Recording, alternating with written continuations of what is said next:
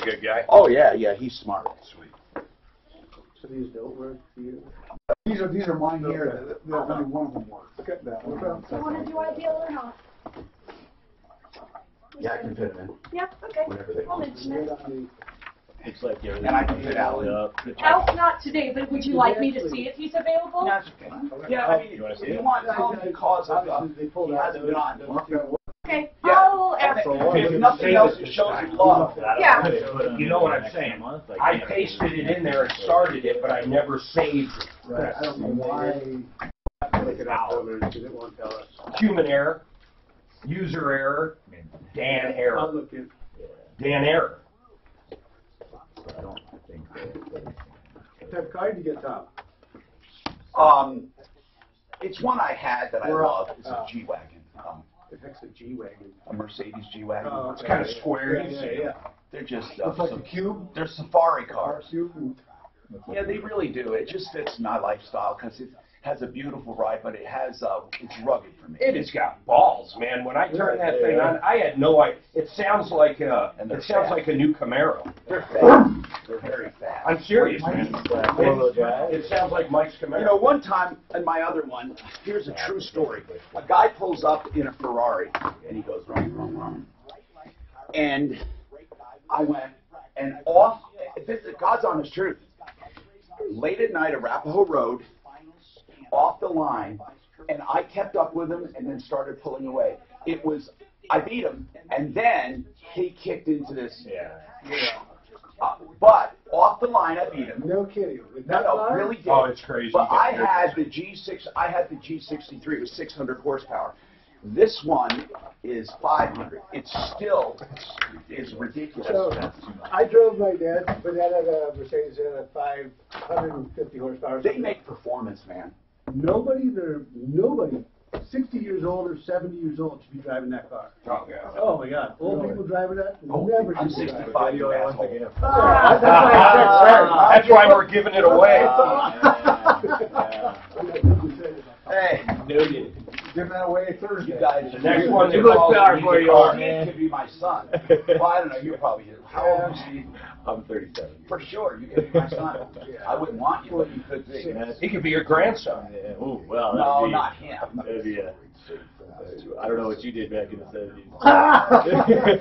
No, if you were my son, you'd have some defects. He's got the. I already got plenty of These are tough. Oh my God. But actually, I didn't do as much as my colleagues. I was like, Colorado 62 and older. He was as good as Cal. Yeah, I was just going to say. they're not start opening the research. God. You'd never make it running for office, but oh, I would. I'd be admitting to blacking out all over the place. I don't know, I'm blacked out. I'm still black. Is that wrong? How can you blame me for something I don't know I did? You know, it really does, though. I don't believe high school. Now, if it was egregious, like truly a rape or, shoplifting or really serious shoplifting. The Kennedy's been raping girls. But my goodness, though, Really, really, honest to God, though, high school behavior. Oh, Mark, that's so nice. It was the Let's first time. plug it, please, and give the story. Okay? It was the. She's calling in tomorrow. You want to wait for that? Yeah, I'll wait. Oh, I thought she was calling in today. She can't make We'll wait. Do it tomorrow. Yeah. Hi, Tom Martino, your troubleshooter.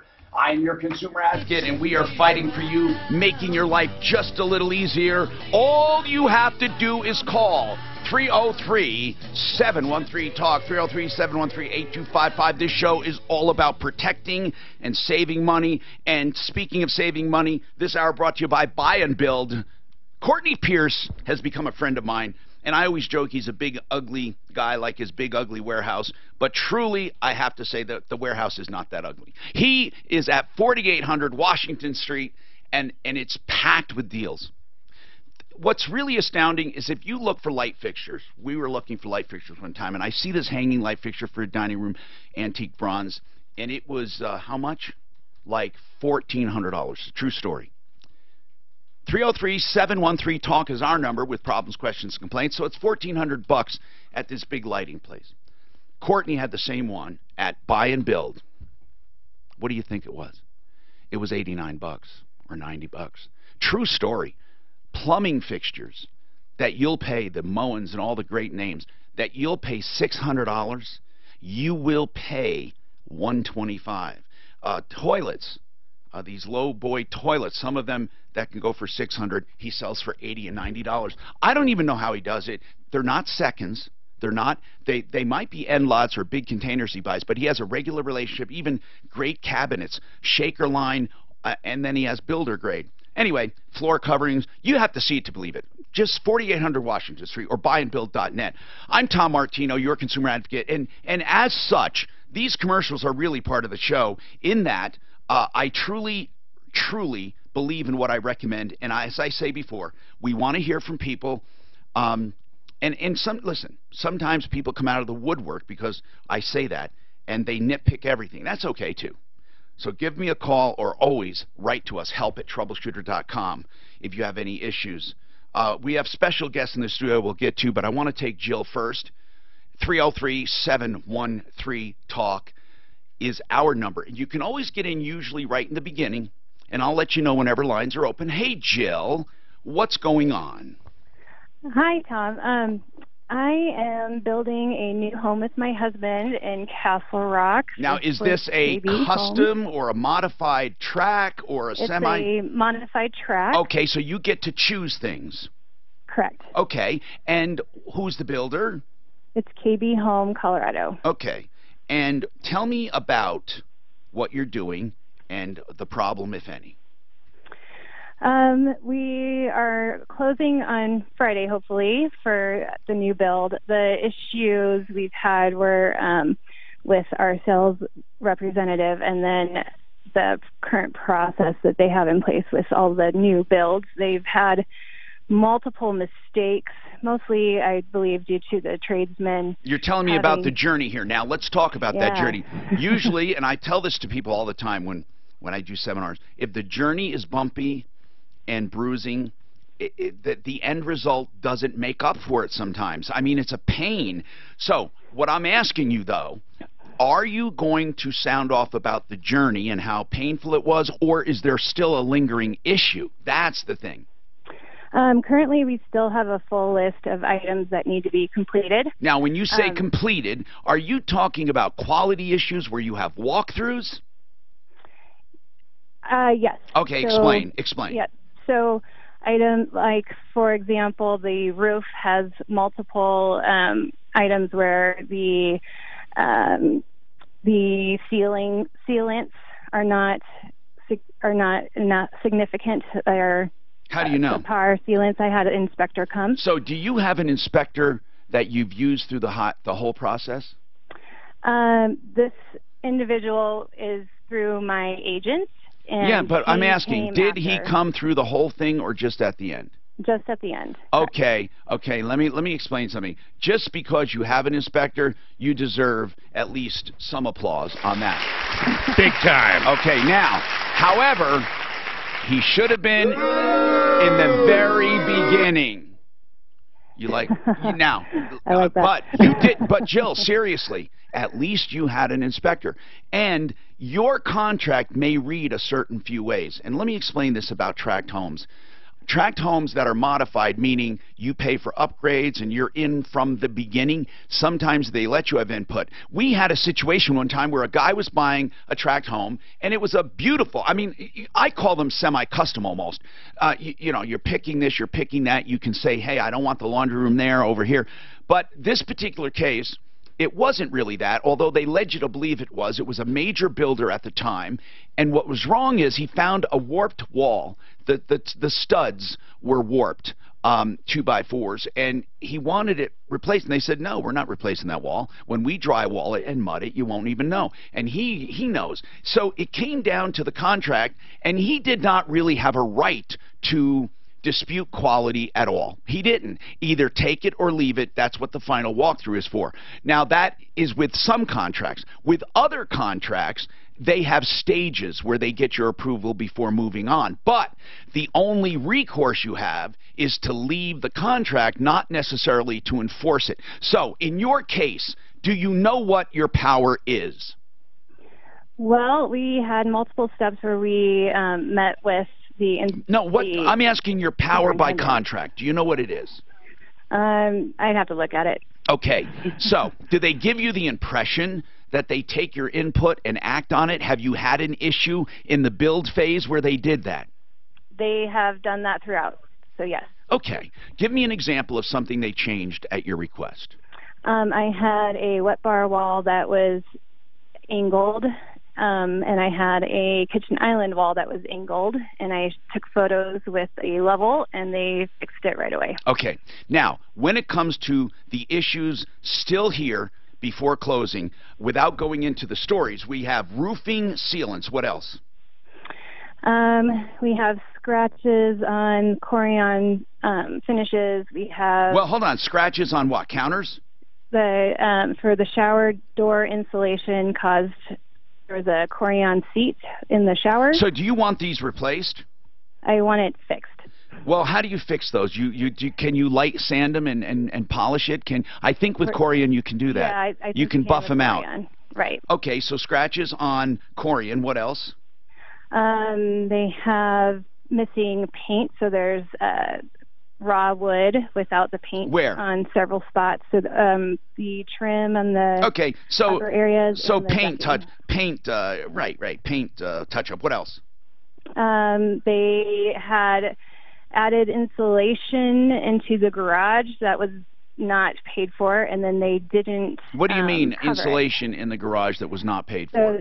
So we didn't. There was an option to finish the garage that we did not select.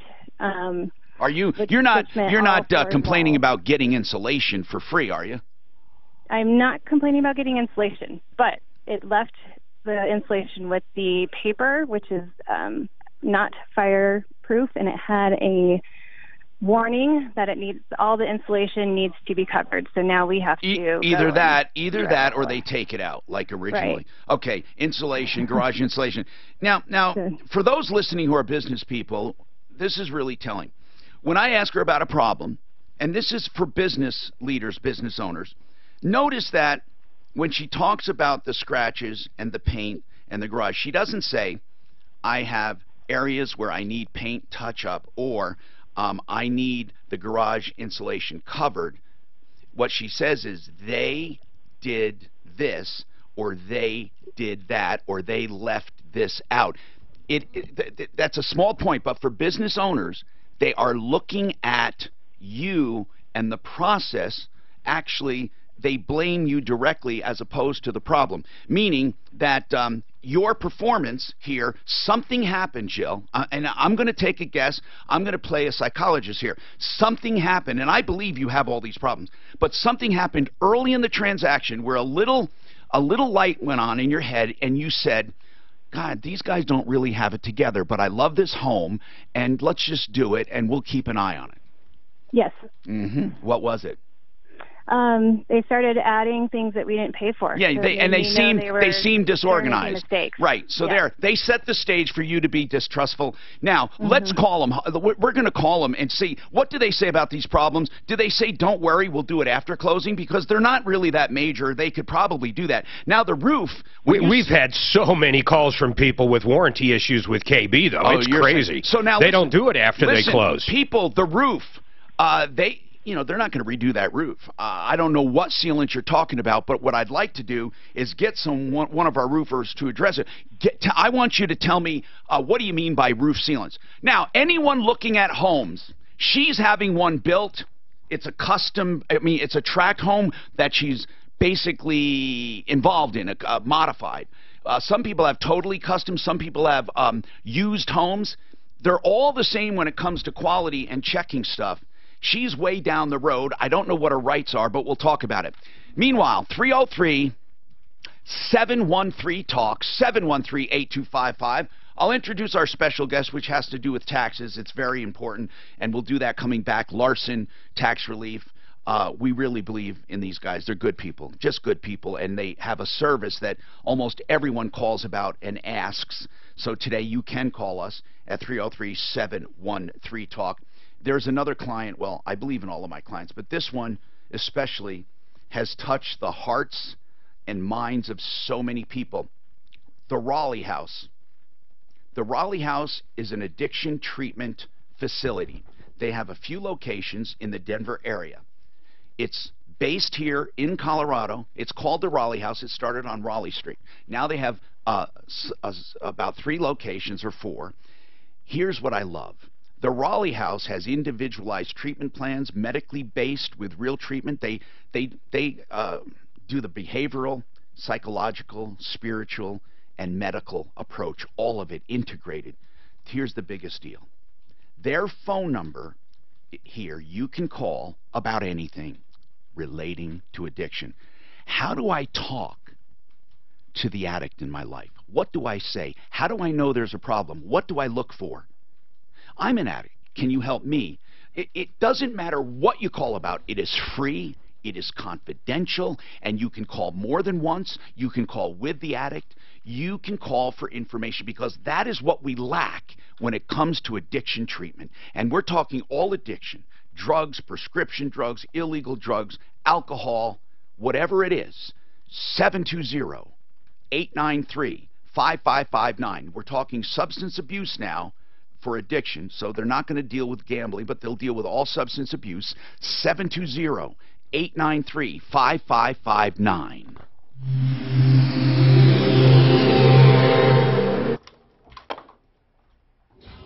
This report is sponsored by Napa. There's beautiful spots in the Highway Drive in the metro area, but no major problems being reported at this time. Westbound 270, a bit slow between Quebec and Basquiat. Okay, I emailed you guys the back and forth with KB Homes, and it's very simple.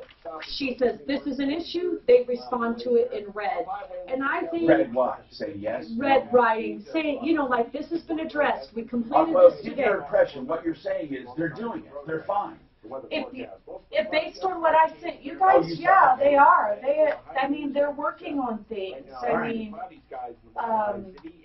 but anyway, read it so you know. Mark, did you get it? Yeah. Okay. This month at participating Napa Auto Parts stores, pick up a 2-pack of Napa Night Vision headlamps for up to $10 off. Their superior nighttime illumination helps you see better and drive safer. And you save up to $10. Quality parts, helpful people. That's Napa know-how. If you're thinking about solar power, think Cam Solar. You can get a free evaluation of your lot. They're being slammed too much here. Over the next 20 years, just going to a website, filling out a form. Not only that, they will guarantee that analysis, along with 20-year parts and labor guarantee. Yes. If you decide to go with their system. They have 3,000 systems going right now. GoCamSolar.com is the website. GoCamSolar.com/troubleshooter. GoCamSolar.com/troubleshooter. Pros in the know start with Lowe's, because at Lowe's, pros save big when they load up on the supplies and materials they use most. Got a big job coming up? Get 15% off select in-stock drywall, drywall accessories, and tile backer when you buy in bulk. Plus, save 30% on select in-stock insulation. Stop by our dedicated pro desk for details, or check out LowesForPros.com. So, pro, now that you know, start with Lowe's. Minimum purchase required. Selection varies by location. For a limited time, get a free furnace with the purchase of an AC system. No gimmicks, a real deal from Plumline Services, but it won't last long. Special no-interest financing, a 10-year parts. Looks like they're doing most of it. What's that? Oh, so what is your impression? Just straight savings. Call now. So far, so good. So, guys, any particular challenges? Wrong calls, right calls, people misunderstanding stuff, message that you want to get out, what's going on? We've been doing really good with you. I think right now is the thing that's coming out is business returns extensions are due the 15th. I'm going to talk about things that don't get them into trouble for next year. I mean, for this year, for, you know what I mean, for the 2018 year. Because the extension will be for 17. Right. In fact, I have to just now, I have mine. I planned so well, though. We carry over our refunds, and boy, does that work out good. You know, rather than trying to take them, just we're way ahead. I like that. Yeah. I think one thing, if they're going to have a extension, there, you know, it's an extension to file, not an extension to pay. Yeah, we got to really stress that. Yeah, or so pay what you can, right? Well, right, and then if they file with a significant balance, then the key is to make a payment towards 18. as opposed to trying to bring money at 17, you know. Because we can set 17 on an agreement, but you can't do that if you haven't made estimated towards 18. We gotta talk like that. Yeah. Okay, so how do we classify that as estimated payments? Estimated payments towards 18. Okay, You're gonna so if you put off filing it because you couldn't pay it, now you file it with a $70,000 balance, I need to make you have 8. You guys hear that? We have broadband. Believe it or not, a lot of people pick up Yeah, on it. that's real. Yeah. Back taxes are doable. Current taxes are not. You gotta pay current. They want to optimization in order to get even better rates. They also have the pick your term. You may not want to go back to 30 years. Pick whatever term you want. If you refinance or you purchase and rates go down, they will refinance you free of all lenders. Patrick Swayze. Let me see if I remember seeing this. I'll tell you the truth if I would have known. I will tell you the God. You wouldn't have known. Where? Oh my God! The only reason I knew. No. That's because he said how he died. Very died, 57. What a good guy. Yeah, he was a good guy. I mean, I liked him on Dirty Dancing, right? Dirty Dancing. Yeah. And, you know, my favorite movie he did was called Red Dawn. Gotta love Roadhouse. Oh, that was cool. Red Dawn He was a kid. unbelievable. Ghost. John. Ghost, he was in that. Ghost, he was. Yeah. Whoopi Goldberg Ghost? Yeah. I don't recall that. Hi, Tom Martino, your consumer advocate, 303-713-TALK, 713-8255. Revitalized Health is a clinic for hormone optimization and age-defying treatments like Juvederm, Botox, collagen, Kybella. People say, well, I don't go for those fillers. Listen, if they're not done right, I totally agree with you. These guys also do BioT. And BioT is the most natural delivery system for testosterone and estrogen. They also take care of your thyroid through BioT, although thyroid is not delivered in a pellet. To find out more, thehormonebros.com. Why would I call them that? I got this URL for them because I just looked at them. 3 brothers, handsome young dudes, have they're nurse practitioners, and they just good people. And I thought, this is a cool place. They have a lot of energy. The instant test Mark loved, and we were able to instantaneously tell that I had healthier levels than Mark. Like, it took like 15 minutes. Anyway, yeah, but you've been on BioT forever. They're at 470 in Ken Carl, but you don't have to go out there much. You know these treatments for BioT last anywhere from 3 to 6 months. 720-361-2302. 720-361-2302. Thehormonebros.com or Hormone Bros. Now, we're talking about this home thing, but I want to introduce our guest, Larson Tax Relief. Taxes are the thing that people screw up the most. When I say the most, what I mean is screwing it up. It's the easiest thing to cover your ears and eyes and go blah, blah, blah, blah, blah, blah, blah, blah, blah, you know, like you don't want to hear it or see it. It's just one of those things because no one really knocks at your door or says you got bad credit. I mean, eventually that happens. But the road to collection is slow, really, and it grows and grows and grows to a point you don't know there's a problem. It's like a horse. When horses have problems, they don't let you know. They suffer in silence. By the time it manifests itself, it's so serious. And at Larson, the message is, don't turn your head. Don't ostrich yourself, you know, and bury your head. Don't pretend it's not there. It'll never, ever get better on its own. Really, it won't. And these are the people that fare the worst, I think, is when they wait. There are things you can do. Let's talk about this year alone. And by the way, Jill, we're not done with you. We will get back to you on that house thing. We're checking with some people on various options. Also, I want to remind people that we have lines open at 303-713-TALK, 713-8255, live on Facebook, live on YouTube, and also the 303 Martino number works all the time, 24/7. If you leave a message, we will get back to you. So let's talk to Steve Sissick. He's on staff there. He's an attorney. And what I want to know is, let's talk about people who are not yet in trouble but could be. They may not have money. So there are various extensions that people have. What are they through the year? What are the calendar extensions or calendar deadlines. Right. So, I mean, typical filing deadline for your 1040, if we're talking about April 1040s, 15th. April 15th.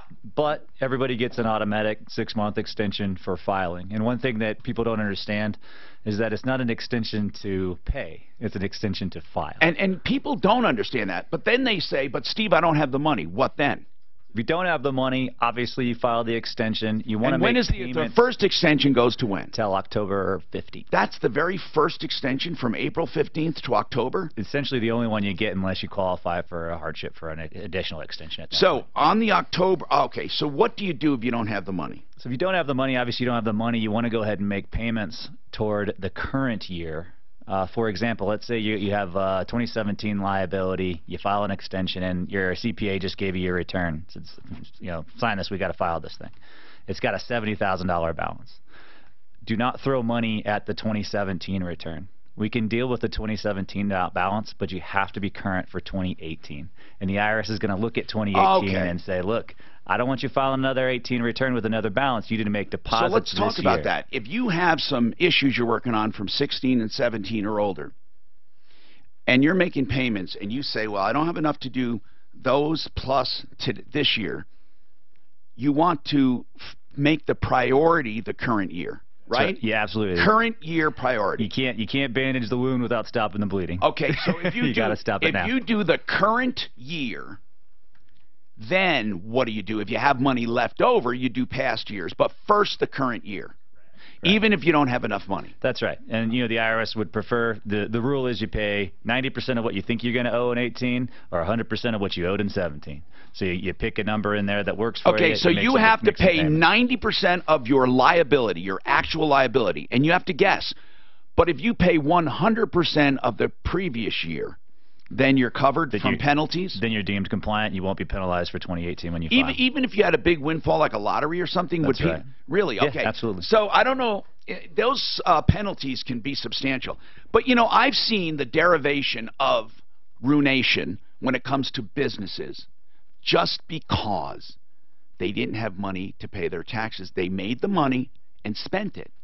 They even didn't pay, they sometimes don't even pay their suppliers or materials. They're on credit card. John, go ahead, sir. You're on the Troubleshooter Show.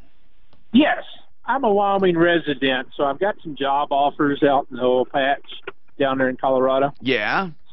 So I hear what I'm understanding talking to a few of these companies that under Colorado law, because the company's based in Colorado, they're going to take out state taxes. Of course, I'll get them back into the year, even though Wyoming. Well, hold on now. It doesn't matter where you live. I think if the income is derived in a certain state, you owe the tax. They don't give it back. Isn't that right, Steve? Yeah, it's like the NFL football rule. If you play in 14 different states, you got to file taxes for each state. And they really do, don't they? When they play a game, they have to prorate that game and that money. That's right. Yeah, now, that's why they like to play in Miami. If they got a big signing bonus, really, if they get a big signing bonus, is that determined to be in their home city? It is. It's where Okay, but Baker Mayfield got a signing bonus. What do they Ohio, prorate? What do they prorate by state? Where they play the game. So their away games, they have to file those taxes. Now, John has income in Colorado. How many different states do you deal in, John? Well, I've got, like I said, I got some job offers, but I've been a Wyoming resident for 30-some-odd years. I understand, but are you actually making money in Colorado? No, I've just had some job offers. Okay, but if you take the job offer and you work here, even if you live in Wyoming, you will pay state tax. Right. Well, that's where I think I'm going to pass and just work up there instead, even though I'd make a lot more money down here. But does he have to pay Wyoming tax of any kind? So you'll fill out 2 tax returns, and that's really your only drawback. You're going to have to pay taxes anyway if you make money in Wyoming. So you just include that as out-of-state income on your Wyoming tax return. File a Colorado state tax return. He means if he makes money in Colorado and he lives in Wyoming. I don't think Wyoming has a. We're not talking about Wyoming state tax. He's saying if you live in Wyoming and work in Colorado, you will have to file both returns. If they had a return, they may not even have a return. So you will have to file a return and pay it for here. But if they don't have a state tax, obviously there's no return or anything, right? Well, right, and obviously, I always advise my clients, don't willingly keep yourself underemployed because you don't want to pay taxes. Well, I mean, yeah, you're making Have money. you done Why the would you not math, do John? that? Have you done the math? You said you can make a lot more money. Yeah, but it's the It's the way you were about to say. It's the principle. You were about to say that. Yeah, it was, Well, a lot of people would say that the principle is paying back. Paying the government. That is the principle of the thing. In fact, yeah. But listen, I'm not gonna give you a hard time on that. But how many states right now don't have income tax still? I mean, I don't know. 5 or 6. 5 or 6. 9. 9 do not have state income tax. So, John, did you have any other tax questions though, as far as that goes? Pardon? Did you have any other tax questions? No, I was just wondering if that was the law for sure. With me being a legal Wyoming resident, we have 0 state income tax. Right. But I've heard that. Yeah. If you work down here, that Colorado says you were going to hold out taxes. Now, and then what I've understood is, because I'm a Wyoming resident, that I would so-called get that back, at tax time. Yeah. No, you were absolutely told wrong. Yeah. What about, I knew a guy that worked in India. And does he pay federal income tax? He lived there and worked there.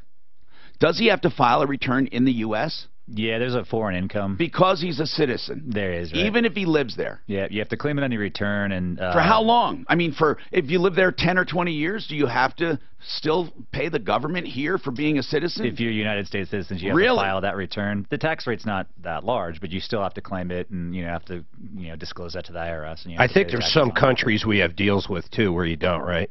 There's some reciprocity. I couldn't expound on it right now. Yeah, 303-713-TALK, 713-8255. This is pretty good stuff, pretty good information, and that's what the show is all about, information. If you have a problem, of course, we'll help, problem, question, or complaint.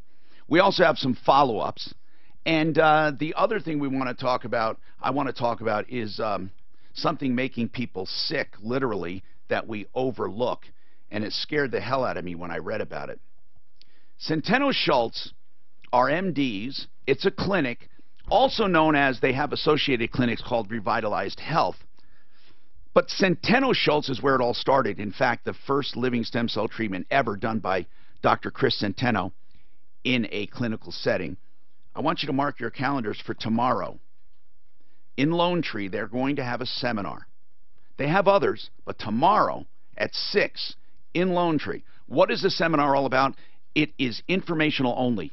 They sell nothing. They pressure you for nothing. They just simply want you to know what true living stem cell therapy is for pain, for arthritis, for joints, deteriorated joints, for even ACL tears that can be cured with a needle instead of a knife. Please find out more from true MDs and avoid the chiropractors slinging around this amniotic fluid and this so-called umbilical cord blood. It is not true, real living stem cells. For the real deal, go to MDs who harvest the stem cells at the time of injection. 303-963-9201. Find out about tomorrow's seminar. That's 303-963-9201. Centeno, that's C-E-N-T-E-N-O, CentenoSchultz.com. The worst name you can have for a website. It says nothing about what they do, and both words are held apart. One end, two ends. Schultz. I preach too much, but okay. And it's coming to the CW. Soon, so don't miss the iconic performances. You know what's amazing in the football that you bring that up is somebody like in New York City, or there's not a powerful. Look at the difference of what they pay versus the Broncos. Oh yeah, 5%. They love going to Miami, because it is. Yeah, they love that. I mean, but look, Texas. You got to put that in your contract, right? They do. Boy, it's $2 million there is not worth $2 million in Miami. Yeah, that's why. Why do you think everybody's going to Jacksonville, getting paid all that money? Oh, really? Okay, yeah, okay. They get big contracts down there. They're not paying any state income tax. They say, oh, that's a little extra. Yeah. And they play the Dolphins. for you're getting paid $5 million a game. That's a pretty good chunk that you're getting paid. So it's real. Or California, LA. Yeah, the California teams get hammered. They got state, county, local, block taxes. This is your block tax. You live on this block. But you get your party in LA. So there you go. You have to pay to hang with LeBron 40 times more for your house than what's you put in Miami. I was reading Wyoming's also no state income, no sales tax, and one of the lowest in the country for property, because usually it's the opposite. Yeah. Like all those ranches out in Cody, Wyoming, massive property. It's crazy. It's a beautiful area too. I mean, it's not. You think Wyoming? Well, so beautiful, just outside of Yellowstone. But it's definitely sort of an unknown. Your Cubs are going to get spanked tonight. Ouch! When's that game start? 2 o'clock. You think it'll go over 7 though? You were wrong yesterday, Drew. No. Yes. What do you guys think? It's going to be a tough win, man. I think of the teams that they could have faced, that's probably the one that they can probably beat. The odds don't say it. They certainly do. That's because that egg they laid last. That was horrible. We watched maybe they got 3 minutes of it. They were getting spanked. They came back in the 9th. Yeah, well, they got 2 runs, in the 9th. But too little, too late. But with Freeland, man, I think they got it. I guess a gamer. Have to hate the Cubs. The opposite bars were full everywhere because they had both the Rockies and the Broncos on that. The guy they were sitting with, he was half in the bag right there. He could barely talk, man. That dude was vanished together. And he still had the Broncos game to go through. Oh my God! I cover for that one. We're there sucking down a beer. This guy's like, I bet he was high too. Got himself ready for the biggest day in Colorado sports. What did I say about his dad? I said and the bad thing, well, it says Trinidad. He's from Trinidad. You want Trinidad famous for? Oh yeah. And Mark said, what did you say? He says, so what operation your dad had or something like that. Oh no. And he goes, what are you? That lady's kidding. He's just kind of, but like I said, he was half in the bag.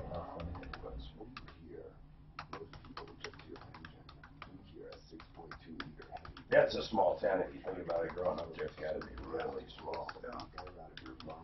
I grew up in a town of 734 people. He's got you beat by far.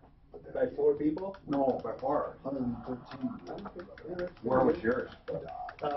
Hendricks, Minnesota. It's right on the South Dakota border. Okay. I was 30 miles north of Moorhead. So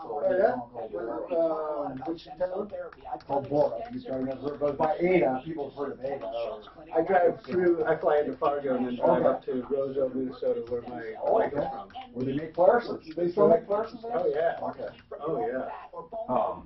She lived by a creek. Everybody lives in a farm up there. Not the city slickers who live in that. I was a city slicker of 112 people. The nearest grocery store was a Wawa. No, we had a grocery store back then. Yeah, it was one town, like one stop sign, 50 feet wide or 25 feet wide. Oh, it was actually a little more than that, probably a half mile long. Yeah, one stop sign, you said? One stop sign. Yeah. We had stop signs, but no stop lights. No, we had no lights. One cafe, 6 churches. 6 churches? Oh, I'm sure. Yeah, Really? Oh, I'm sure we had 6 churches. We had one. Maybe even more. Maybe even more. Your red rose and your southern generosity. Call me in the afternoon, even buy one, buy one. Hi, Tom Martino, your troubleshooter. 303-713-TALK, 303-713-8255. We have some lines open. We have special guests here. I want to tell you about Plumb Line right now. Do you feel that little chill, huh? Well, winter comes every year, so it shouldn't be a big surprise. We're not going to belabor that. Right now, though, the sales of air conditioners are soft. So what they're doing with carriers, putting together a promotion where if you buy an AC now at full price, and it's not exorbitant, but full price, you get a furnace free. That's Plumbline Services. They also do free second opinions, so it would be great if you were told you need a furnace and you call them because they'll do a free second opinion. Then if you need one, you'll get it free with the purchase of an AC. And if the AC or furnace, if they're more than a 5-year differential, you should replace both, especially a 10-year differential. Anyway, for Plumbline Services, 303-586-1086, 303-586-1086, plumblineservices.com. So, Joe, I've done some checking here, and truly, most of these deals are going to be what's called standards of the industry, and also you have to give them a chance at final walkthrough. In other words, you do a final walkthrough, and if things are not within standards of the industry, which then you have something to squawk about, but the squawking is leaving and taking your money. The unfortunate reality is that you may not agree with the sealant. Your inspector may not agree with the sealant. But if it's not adverse, if it's not more than an opinion, you have a problem. So we need to get to true problems. The scratches, they're minor because I checked on those. They can be buffed out on Corian. Paint is easy. They can paint. You don't have to wait for that. Garage insulation, I understand. They use the type of insulation that needs to be covered up. Now, that's not code violation. That is a violation of aesthetics and also of deterioration. If you don't have that vinyl or plastic on the outside of the insulation, it must be covered just to keep it from deteriorating and cracking and all of that. So it's preferred to be covered up. So you can ask them to remove the insulation or you get it covered up. Mark, what were you going to say on this? It could be a fire issue. And then the other thing is, if it's in a new neighborhood like across from the Pinery, I wonder if that's the one she's talking about. They're still building out there. I might go hit a drywaller up, pay a little cash out of pocket after closing, and have them just hammer up some drywall But quick. in any case, what I'm saying, Jill, is if you were calling, hoping to compel KB to get these little items done, well, yeah, we can do that. We can call them, and we usually get results when we do stuff like this, but the overall issue won't be solved. So, like the sealant, did your inspector tell you what he didn't like about the sealant?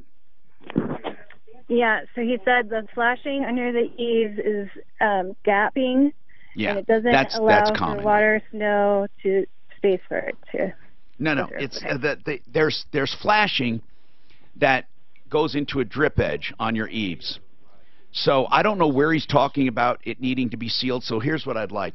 What we have seen, and Mark saw it, and Suzanne saw it, the inspection report line by line, Mark, they address every single issue as it comes up. It sure looks like it. They seem to be cooperating, Jill, even though a bit disorganized. Would you agree? No, they are cooperating. Okay, yeah, so what was the purpose? Let's get right to this, Jill, because we do want to help. You wrote to us, and then we called you, and that's for everyone to hear, because Jill will attest to that. If you write to us, help@troubleshooter.com, we do get back to you. So, Jill, what do you want us to do? If you were calling, what was your goal? My goal was to point out that they have a flaw in their process, and they should try and look at it. Okay, that's laudable, but that truly is laudable. But what truly can we do for you now? What were you hoping that we would call? I'm fine. I just wanted it to be known. Okay. Well, you know what? It's all builders. All builders, Jill. And, you know, if you want us to, I'll leave you with Suzanne. We will call them and say, look, this woman's been through it. Can you give her some love right here? But there are a lot of problems when it comes to inspections, when it's opinion versus fact. You guys get opinions in the tax business all the time, don't you? All the time. Well, somebody said, like this guy in Wyoming, thinking he could work here, but if he files because he lives there, he gets all his money back for state income tax. Not true, right? Not true. Right. What are some of the big common misunderstandings? Now, by the way, if you're just listening, Larson Tax Relief is here, and they made a very good point. If you're making payments on past taxes, and you have payment plans, or you have things you're trying to catch up on, do not let it take away from the current year. The current year is always the most important to keep current, even if it sacrifices payments to the previous years. What were you going to say as far as most common misunderstandings? What you just said is obviously really the state important tax, one. where it's due. Well, no, as far as paying your current tax. Oh, okay. Yeah, we can always deal with Are that there tax. any That's things, what though, we you do. guys hear about all the time that's just a common misunderstanding? I mean, you hear it. Everybody hears it on the radio. Like, hey, we'll settle your debt for pennies on the dollar. Okay. Give us a call. You know, like it's hardship. It's American hustle. I want to talk about, coming up, what really constitutes a hardship. Because, Steve, you're right. People advertise, we got this woman an offer in compromise, and she walked away paying a dime or something. So we'll get back to that. Joseph, what's going on with you, Joseph? Yes, Tom. I'm having trouble with getting my deposit back from a building that I moved out of, a government-subsidized building, because I'm elderly citizen. Well, why were you in subsidized housing? Do you have a disability? Well, no, I'm just I'm 76 years old. I'm retired. I'm on Social Security. Okay, so you're in supplemental housing. You had to qualify for that, right? Exactly. And you're 67? I'm 76. Oh, 76. Sorry. I just reversed that in my head. Hold on a second. We'll come back to you. 76 on Social Security, subsidized housing, and he can't get his deposit back. What is your problem? We'll come back to you, Joseph, 303-713-TALK. Joseph, you might have a hearing loss. Almost everyone has a hearing loss over the age of 70. Almost everyone of some kind. Now, you may not want to deal with it. Maybe you like tuning people out. But really and truly, if you're around loved ones, it's trying on them. Hearing loss can be really addressed right now. Social Security helps pay for it. Medicare, I mean. And it's really affordable. But you get free tests, test drives of custom hearing aids with earpiece. I mean, the one that fits you. And it's free at Colorado Tinnitus and Hearing Center with no obligation. If you want to try out a hearing device, try one out. Or if you have tinnitus, the ringing in the ears, that's a nerve thing, that's not a hearing thing. They treat that with some remarkable treatments. Colorado Tinnitus and Hearing Center at Clarkson and Hamden. It's in an urgent care building. And they're on the second floor. It's 3601 South Clarkson. Give them a call. Colorado Tinnitus and Hearing Center. Dr. Patty, Dr. Lisa, Dr. Borsick, I know them all. They do a great job, and I am a patient there. 303-534-0163, 534-0163.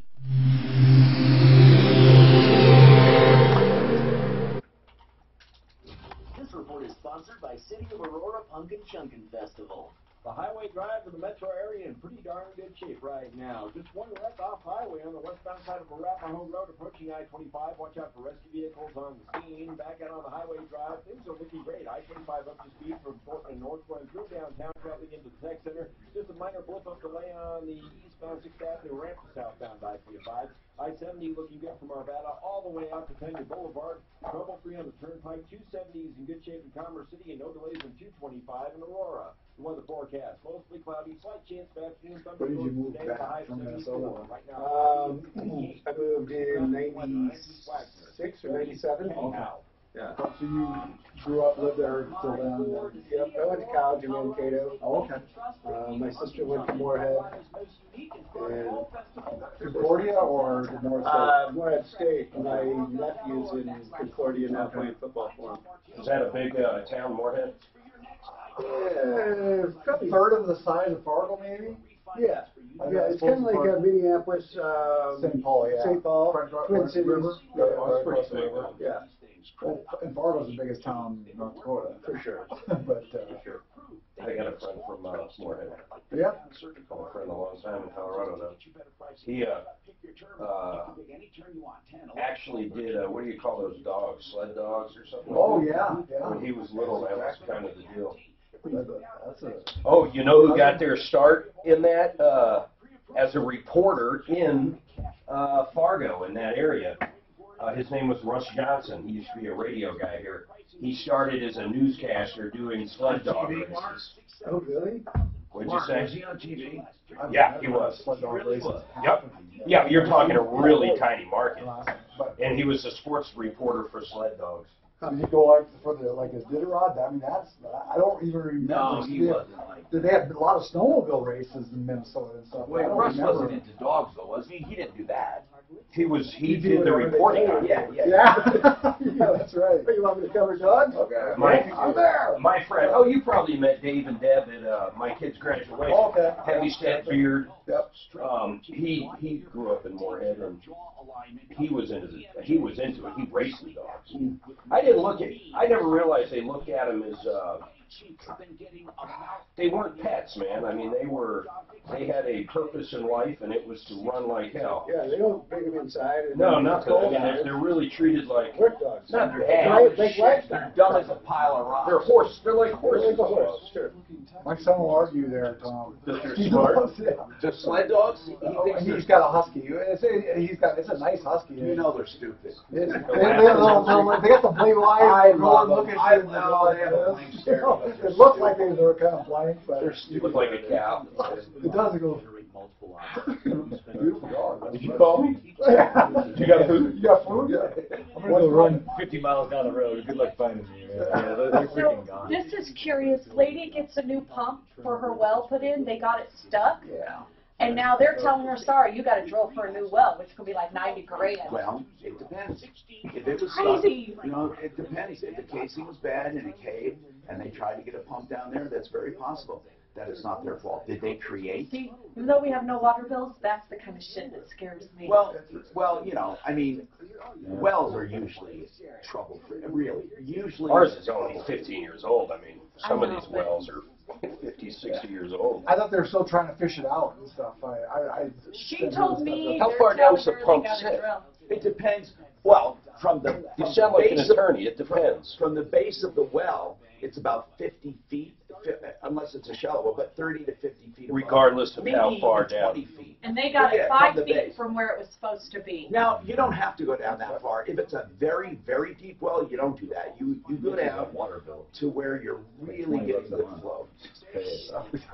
We have a zero water. Well, We're on a well. He loves that well water. $20 a month, you don't have any grass. We're on the lower Dawson. It is the best water I've ever had.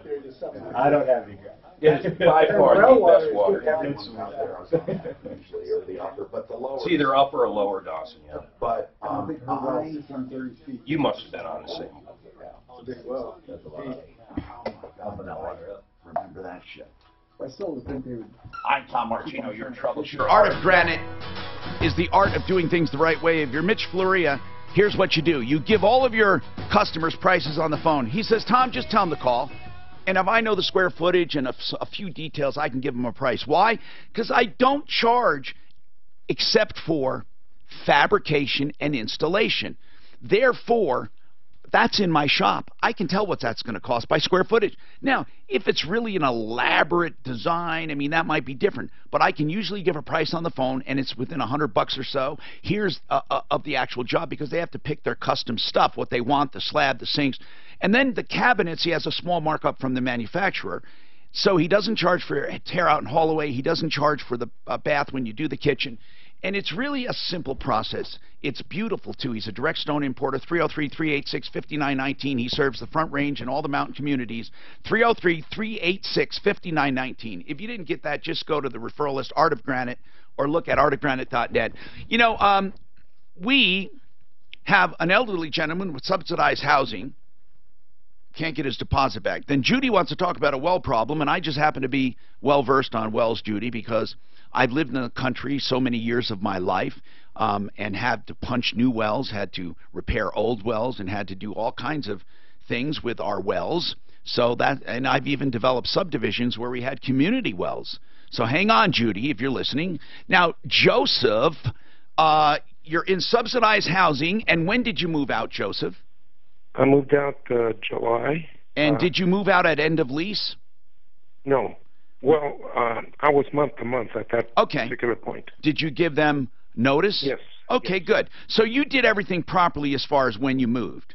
Yes. Okay, and they have, it's by law 30 days, but almost about 99% of the time it's written in the lease as 60 days, which you're allowed to extend. Colorado says you can extend from 30 to 60 if it's in the lease. And if you didn't have a lease, it goes back to the last lease you had. And I assume you once had a lease that reverted month to month. Is that right? That's correct. And so in the original lease, they probably gave themselves 60 days to get back to you on the thing, and so they would have had till the middle of September, or excuse me, the end of September. So right, you left at the beginning of July or out at the end? I'm sorry. It was at the end. Okay, so August and September. So that your letter would be due right now, 60 days. They have to give you an accounting of what they're keeping their deposit for, or return it. And if they don't do that, you have the right to go after them for triple the amount. They won't even answer the phone. Well, we can help you there, man. We can help you. We really can. What? I can't talk to them because they won't answer the phone. But so you don't know they're keeping it. You don't know anything. You just need some help, right? Well, I called the building that I used to live in, and the manager there, she's really difficult to get along with, and I explained the situation. She keeps telling me I'm not the one that writes the checks. Okay. I just manage this building. So of course. She gave me the number over there, and I'm in dire straits right now because I had a photocopy of the two. Where are you moving to? We don't need to know all of this. We're going to help you. I've already moved. Okay, so hold on, all right? And we will call for you and make some noise. Judy, I wasn't kidding. We know a lot about wells. We have experts. If you can hang on a few minutes, I promise I'll get right to you.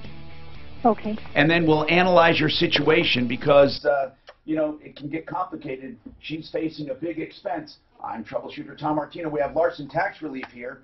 When they're not here, you can reach them at 844-LARSON-TAX. We got a lot more to talk about. 303-713-TALK. Let's talk about John Fuller. He is an attorney at law. Excuse me. And he is How many more of those do we need?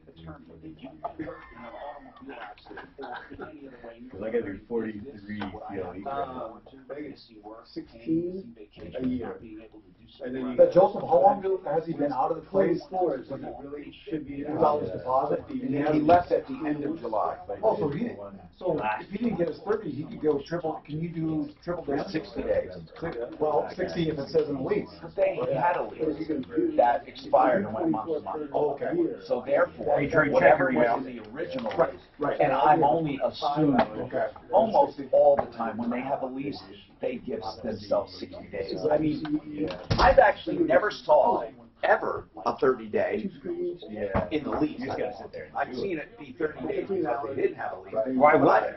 Yeah, I don't know anyone who would take the time to write a lease and not give themselves 60 days. Although it could be. But you're right. I told her triple the amount. This is where we have to help the guy. If he can hang on. Like rolling it on my screen.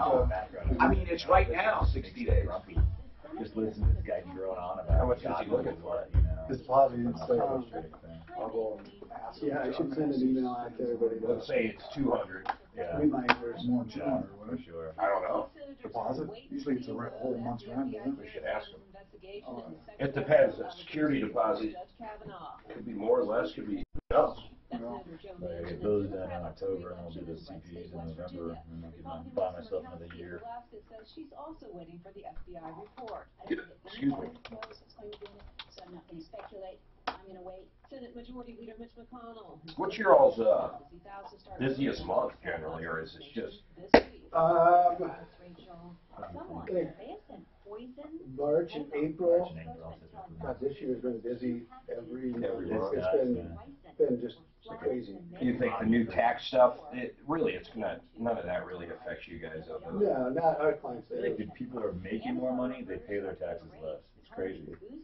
Yeah. Like when the economy does well, like we do better. It's crazy. And then when the economy doesn't well, we do fine because people aren't paying the taxes on the money. The economy is the craziest thing. A good economy is great. Yes, I think it's because new people get into business. They're like, wait, there's work to do. I'm a Contractor. I'm a contractor. I'm going to open up my own shop for the shingle. I want to do my books. Nobody wants to do my books. And then they're like, holy shit, I'm supposed to do books? I just built the house. So right now, it's actually like Cyrus is catching up with those guys and started getting into work, 2012, 2013. So. And we've done really good this year with you guys' advertising. It's been great. Yeah, it's not. You guys aren't too slammed either. It's pretty. I don't hear some people have way too many spots running. I mean, you guys seem to have it just about right. I got to call Plumline about their deal. What do you need done? Well, I've got an old air conditioner that is on the last legs, and I've got a furnace that's 10 years old. And my air conditioner was. What efficiency do you have? I can tell you. It's probably that's 10 years old. The air conditioner is an 01. I can't believe that. That's funny. Mine, I just replaced one of my units, and it was 01. Block those Oh, yeah. receptors with the anesthetics found in Salon Plus, Lidocaine Plus, and Hi, how are you? I'm good. I'm Daphne. Yeah, that's me. Yeah. See you again? Yes. What's your email, man? J. Larson. What's going on, Dan? I need Tom's checkbook. Who doesn't? Exogen temporal scanner thermometer weather. I should have gotten it in the car. Cloudy today with a high of 78. Tonight mostly cloudy and a low of 55. Okay, let's go here. Jay Larson. Here it is. This report is brought to you by Hello. Hey. Hey. What do you think, Who's man? gonna win I gotta tonight? be honest, man. I have no feel in this game. What? Oh. You don't feel I good? don't like the over, you said. I Yeah, am I here don't for like your the over. checkbook. I hate how baseball you bet at that 1.5. I know. Weird. It's like hockey. If I were to bet, I would bet on the Cubs straight up. Just like the run. If they win, That's I think expensive, run. man. It's like I know that's the problem. So It's you like did, so that's there's not really a just good the bet. check on that? I think that's fair. Is it only one game or is it a series? Alright. So who well, wins goes on? Who I loses should have is brought dead. it. I'll fill it out and then So have this it is signed it. with you. So For the Rock. Well, for both of Do you them. want to sign one? And then who does the winner end up they playing? go to Milwaukee. Ooh, interesting. For sure? Yeah. All right. Yeah. Best of 3 or best of 5 against. Where would they play? First 2 games would be in Milwaukee. That's the 5. Yeah. And then they'd have 2 here for cores? If Hey. they're, you know, if they At least one game. at least one game. Yeah, at least one game here. And then how do they decide the 5th? It goes back to All right. Milwaukee? Yeah, Are they happy? they have home field. They have home field throughout the National League. Oh, because they were a better Brent team. wants Yeah. to do 11:30, and by the And way, then if they he's beat canceled for Milwaukee, tomorrow. regardless if it's the He's, Cubs one of or his the offices Rockies. flooded. He has to Who go do to they Phoenix play? Play and the Dodgers Iverson. and Reds. So, Who do you want to get? Who do you want to show love to? Championship series. Who's is there someone off the cuff you who's can favored think to of? win the series? Right? I don't care that much. We have a comment or even. I We don't don't have actually know. anybody tomorrow. My which is guess sometimes- would be No, it's probably the Red Sox or the If Astros. somebody's fun, Yankees, it's fun, but I don't care. We can do that. Yeah, I don't know. Okay. They're always in there. They're always in there, but they Cam get Solar's the not games. his kind. Odds probably a little bit lower. Yeah. Cam Solar is that Oh. Christine girl's client. Christine No. Gavin girl. I Yes, it swear is. it was. No, that's Hiram Cracker says- Jack. Pardon me. Hiram says it's not him. Cam Solar is oh shoot. I gave him a big long speech. He said, dude, not mine. I love it. I'll have to think. I can't think of who's I'm dying to see what response you get from from the yeah. one. Well, am I Um, speaking the truth? Yes, I am. Mark, how did it feel having 17 iron pressed and steam shirts to pick from today? Yesterday was 18. Now he has 17. How come my shirts red from. one's not? How do you get him on? You know what? 18 shirts I did for him. Are I we on was so broadband? inspired. Yeah, I'm lucky if I get him dried. Oh, I'm inspired. Dried. You got steam feature on your. At least on no your one calls LG? complaining Yeah. about you. I have people complaining about She Mark. bought this thing. It showed up from Amazon. It's about this You know tall. what? I'm gonna It looks buy like it. a It doesn't vacuum. make it- It's I got have Wonderful. steamer. Send me your shirts. I have purchased. I have I need purchased one of those. bullshit steamers that I'm tired of. I want something, damn it. I want straight. I'm wrinkly all the time. and I'm tired Mark of it. was wrinkly. He's not now. Get the I'm tired industrial of it. strength, you know. You can buy Dry cleaner grade. $20,000. Yes, yes. I'm Tom Martino, the longest running show on radio, with the same host, currently on the air. Listen, we love what we do, recovering hundreds of millions of dollars for people. If you're listening, call in. We will help. Even if we can't help you directly, we always help in some way, shape, or form by giving you accurate information. And of course, we invite everyone to call us if they have input. This is a community of help. That's what it is. It's America's last town hall meeting. on the air. We don't talk, politics and stuff. We talk about everyday life. Seinfeld would say it's a show about nothing, or a show about everything, I like to think. Our number is 303-713-TALK, 713-8255. And this hour, brought to you by Fix It 24/7. You'll get an expert to your home for $39, plumbing, heating, cooling, electric, or drains. And for that $39, they'll find the problem. That's their promise to you. They find the problem no matter how long it takes. So that really is a big deal. I mean, so many people put things off because they say, wait a minute, I don't know what it's going to cost. $39, that's your price. If you decide to have the work done, they'll credit you the $39 plus ad money. You'll get a total discount of $77. You can't beat that. Now, they will give you great value and products and quality unmatched anywhere else. Fix It 24/7, 720-526-3939, 720-526-3939, fixmyhome.com. So this is how we work. We are at Troubleshooter.com, ReferralList.com, on Facebook. We're on Referral List, on YouTube, Referral List. If you go there, you'll see videos, previous shows, podcasts to help you. So let's go and help Judy. Now, Joseph, we're working on that in a second here. Let's talk to Judy. Judy, you say that you are on a well. That's all I know. Shoot, yes. What's happening? Yes, so we are on a well, and Thursday evening our water, it stopped, and it was around 11 o'clock at night.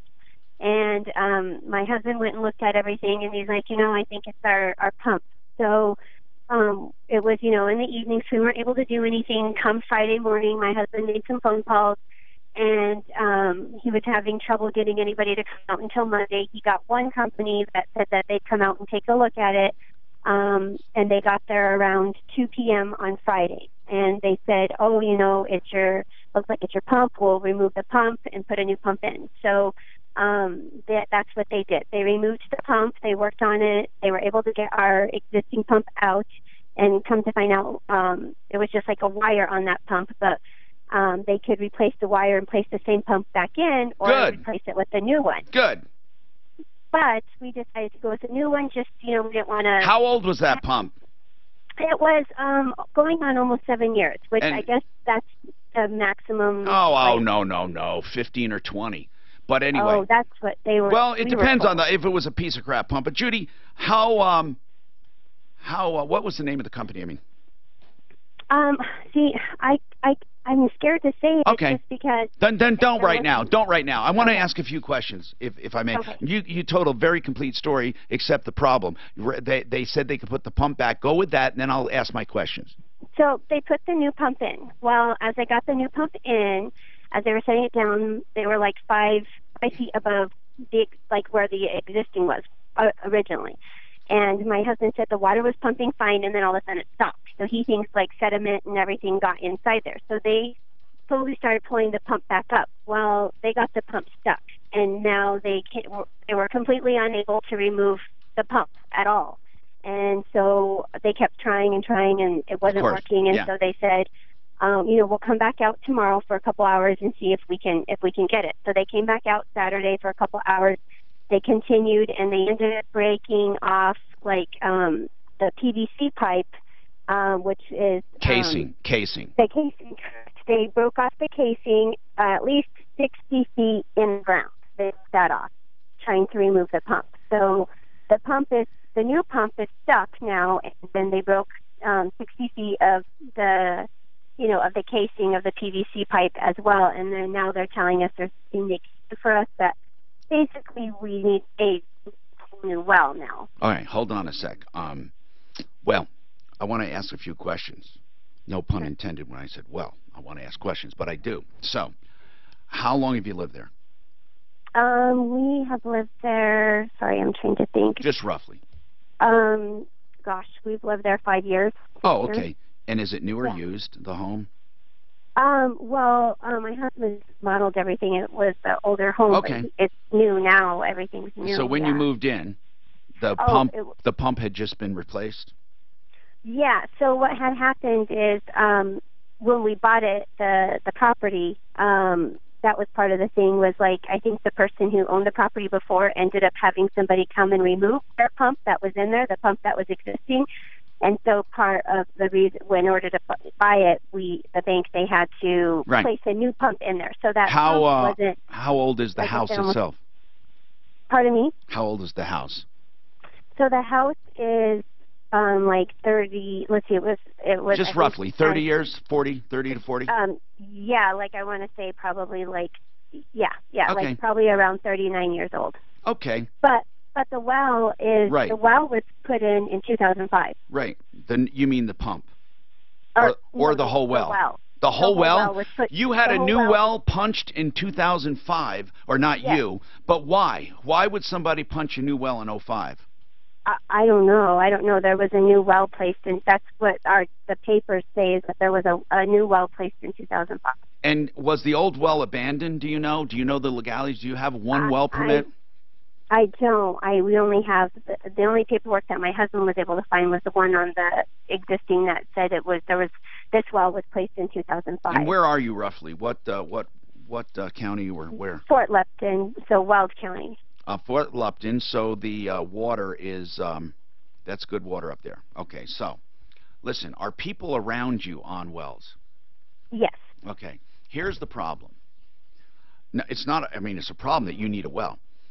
You have to ask the question, did they cause the damage which caused you to need a new well, or was it going to fail anyway and just them pulling it out? I'll give you an example. Sometimes people have a tire change. They're on the side of the road, and the axle breaks, and they need a whole new freaking axle and transfer or whatever. And if it's old and it was going to happen anyway, then the failure of the tire flatting is just coincidental, and anyone who encountered that would have broken it. If your well was in poor condition and failing, and I'm not saying it was, I'm just saying if, then they wouldn't be responsible for it. It doesn't sound like that. It sounds like you had a well that was only what, 10 years old, and or a little. Yeah, and also you had a new pump, relatively 7 years old. It sounds like they just screwed it up and broke your casing. Now, new well, I mean, I don't understand why they're saying you need a whole new well. I don't understand that at all. Digging a well is a lot of money where you can literally force that freaking thing out of there. You can destroy what's in there and put a new casing, a wider, bigger casing in, and keep the same well. So I don't even understand why they're saying you need a new hole. I mean, you see, people misunderstand. The well is, first of all, the well is the well going down is the hole, the channel, and then the aquifer underneath. The aquifer supplies the water, and then, of course, you need pipe and pump.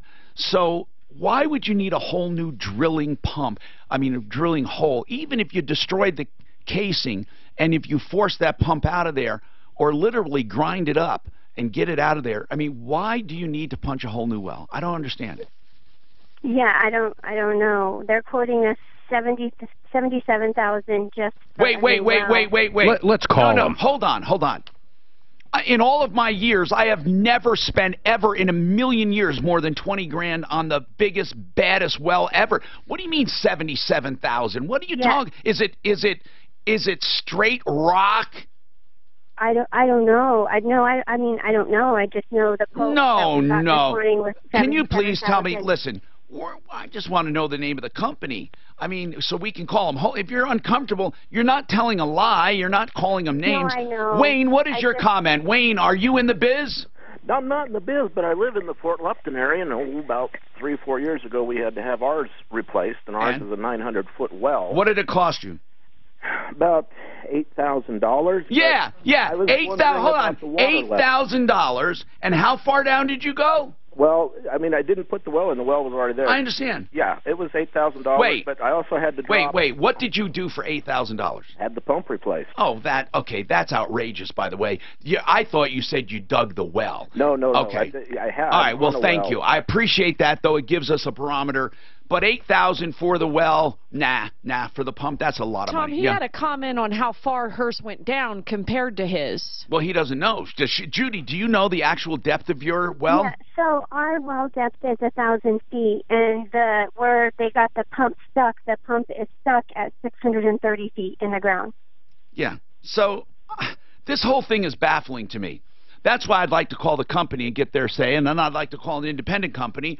And we don't have any well diggers, I don't think, on our referral list. Well, we just don't know if we're held responsible for that, or like, well, it and could, we don't know if Judy, we should stay with them. Judy, here's the deal. First of all, 77,000 is unheard of. I don't understand that. Okay, it's outrageous. That's not even including a pump. No, there's something wrong. Unless it's solid granite. I don't understand if for 1,000 feet, because listen, you know, I don't understand it. I would like to talk to well drillers. Okay, guys, somebody listening, you know, 6 degrees of separation. We all know somebody who knows somebody. We need people in the well business. Hold on, Judy. We're going to do some experimenting. That's the art of this show, doing stuff live on the air. We got to do it. All right? Hold on. This is important. We also have Larson tax relief. If you have any tax questions, we'll get to. Wow. Budget A1 Transmission and Auto Repair has some specials you want to hear about. First of all, they do not just transmissions, but they do entire cars. They're on Santa Fe, just south of Dartmouth. I've known Mark Machowski for many, many years. How many has it been, Mark? I keep saying around 30. I mean, it's easily 25. Now, $149 for a transmission service. Now, Mark was in the transmission, or excuse me, in the car business. He says that's a great price because they drop the pan, they change the fluids, they check all of the connections, belts and hoses, whatever is in there, and change the filter. And that is all for $149. That alone is a great deal, but if they find any problems, they give you a complete write-up. If you decide to have the work done, they credit you the $149. It's a full checkout. This is wonderful. Now, if you do the drivetrain, which is the transfer case, rear differential, and front differential, all for $199 in addition to the $149. That's Budget A1 Transmission and Auto Repair, 303-781-9858. They're on our referral list. Just, you know, search Budget, 303-781-9858, or referrallist.com. That's the high end. 15 to 30. Yeah. So that's, you know, 30,000. I wonder why. The only thing it could be is what you're saying. They're going through just outright granite or something that's just tough as nails, man. This says an exceptionally deep or difficult well will cost, with a complex water system, can cost 20 to 50. So even $50 at 1,000, still only 50,000. Yeah, 20 to 50,000 is what they said. But yeah. Oh, 20, yeah. I didn't realize that it was PVC they put down there as their tubing. What else would you use? Steel. I don't know about that. That costs a lot at 1,000 foot. Well, with tubing, it's like, say, I'm looking at the oil field, and that's what they all do. And they, I don't know how big their casing is here, you know, so you know, they got their casing. Mine's probably like this. Well, but then you got tubing down in there where the pump usually pumps. I mean, I think my tubing's like that. Ooh, that's awful. No, that's awful big. So, that's pretty big for water. You think so? Yeah. Maybe there's something inside of that. Right. So there's this casing. Down here, what is that usually made of? That's steel. That's steel. And then the tubing is down here, and the pump is on the bottom here. So the water level, or the head, is where they usually pump this little. Yeah, but the pump, like Tom said, usually sits about. Yeah, it doesn't. Right, wherever the water, say, it depends upon, like, say, wherever the head. If the water pressure down here pushes way up here, now you don't have to go. I think you're right. But they want to stay away from this percentage. Right. But like I say, you're right. But tell me something. I don't know what these are made on a water well. I don't know what the casings are PVC. Well, this is the old ones are cast iron. This is the tubing. PVC. And then what do you mean tubing? The pipe? Right where the water comes down. The pipe is metal usually. Or no. Now they're doing some hard. They are doing. You know what? I don't know either, because everything changes every time you think you know it.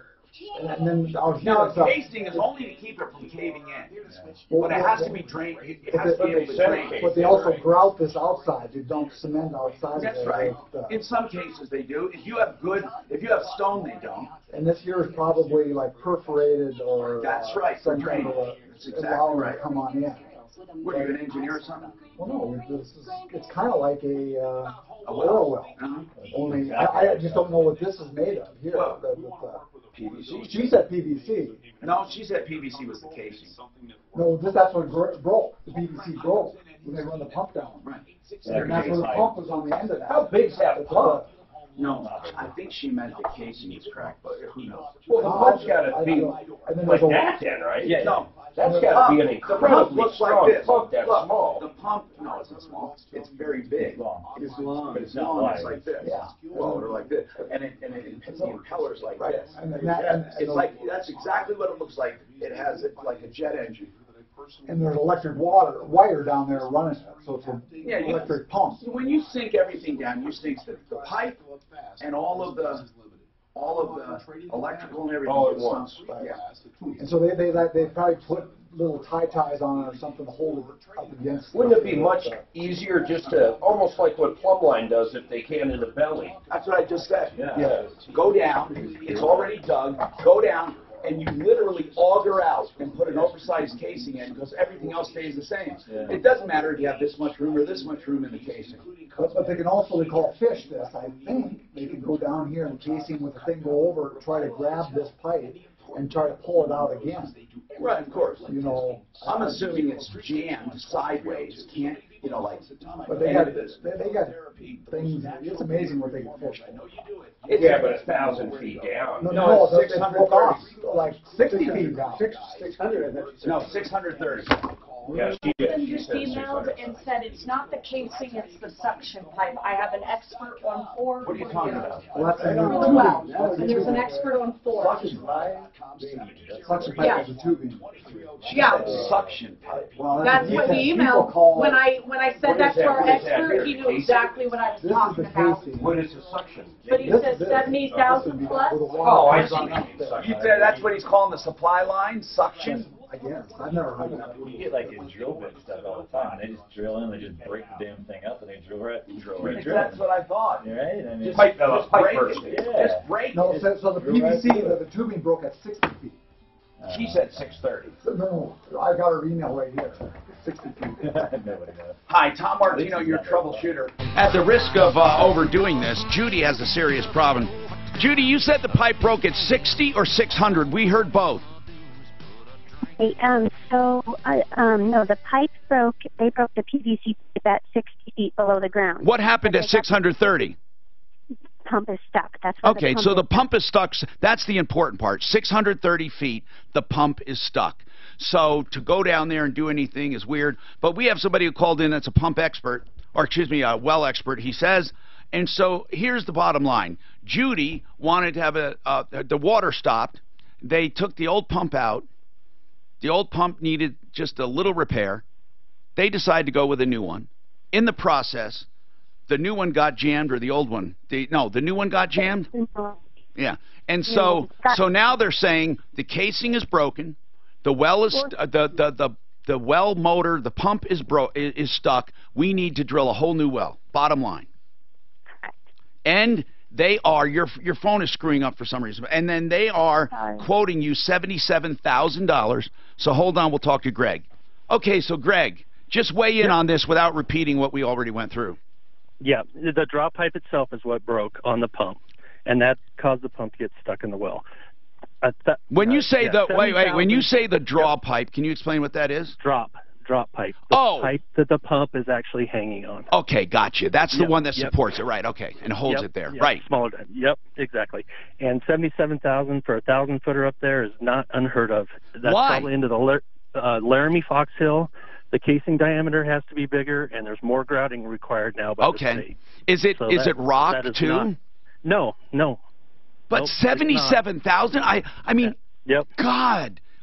I honest to God have never heard that much. Couldn't they use the existing well and just drill through all that? Good luck drilling out. If it's PVC drop pipe, it'll just wad up. It won't drill out. Oh, my God. They can't cleanly just bore through it. Man. No, it makes it difficult for sure. Taking this another level, do you think they have any... This was done in 2005. Them trying to either repair or replace that pump, do you think they have some liability here? Had nothing to do with it. No, the pump, by pulling it and resetting it, probably knocked some scale off, and then scale set on top of that new pump, and now it's stuck in the hole. But $77 a foot is not unheard of. Not for a deep fox. Now, what do you think? Like And now put yourself, let's do this movie with you as the star, and you're there. Would you expect the homeowner to pay for this? It's their well, yes, they're going to have to pay for it. But why? If it got stuck, can't you argue it's their fault it's got stuck or not? No way. No way. Really? And you don't have a dog in this fight. Tell me why you think that way. No, because there's a certain amount of buildup on the inside of that steel casing, and by removing that pump and setting a new one in it, it probably just knocks stuff loose. That's part of the gamble of doing that. So that's not their fault, so to speak. Nothing negligent. No, absolutely not. Oh my goodness. So if she tried to sue for negligence, they would say this is what you call normal risk. Absolutely. Yep, absolutely. See, and you're in the driver's seat right now, 20/20 hindsight. You could easily say, oh, no, there's no way they could get away with that. But you're saying this is the industry. That's part of it, for sure. I know when you're snaking a drain, if your snake, it gets caught, the auger in a drain, then the homeowner is responsible because, hey, I can't help that your drain is so screwed up. Is it kind of like that? Exactly. Yep, exactly. Oh, man. Greg, what do you do for a living? We're in the water well drilling and pump installation business. What part of the state? Eastern Colorado. Okay. Well, thank you so much. Just get Greg for future. I mean, we need somebody we can call on. Judy, of course, that's one opinion, but he's in the business and he's saying, look, what did they do that was negligent? That's the point. Are they willing to cut you a break of any kind? No, it doesn't seem like, and they haven't been real helpful. I mean, we're with we've been running. Why don't you get another estimate?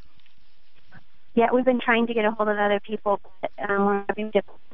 Like everybody's so busy, so they're picking and choosing their jobs. Did you sign anything? Did they have an agreement? And does it talk about that assumed risk anywhere? No, we didn't sign anything. Ah, man, I'm just so mortified by this. We want to be able to help you. Of course, we got you information. And, I'm trying to save myself here.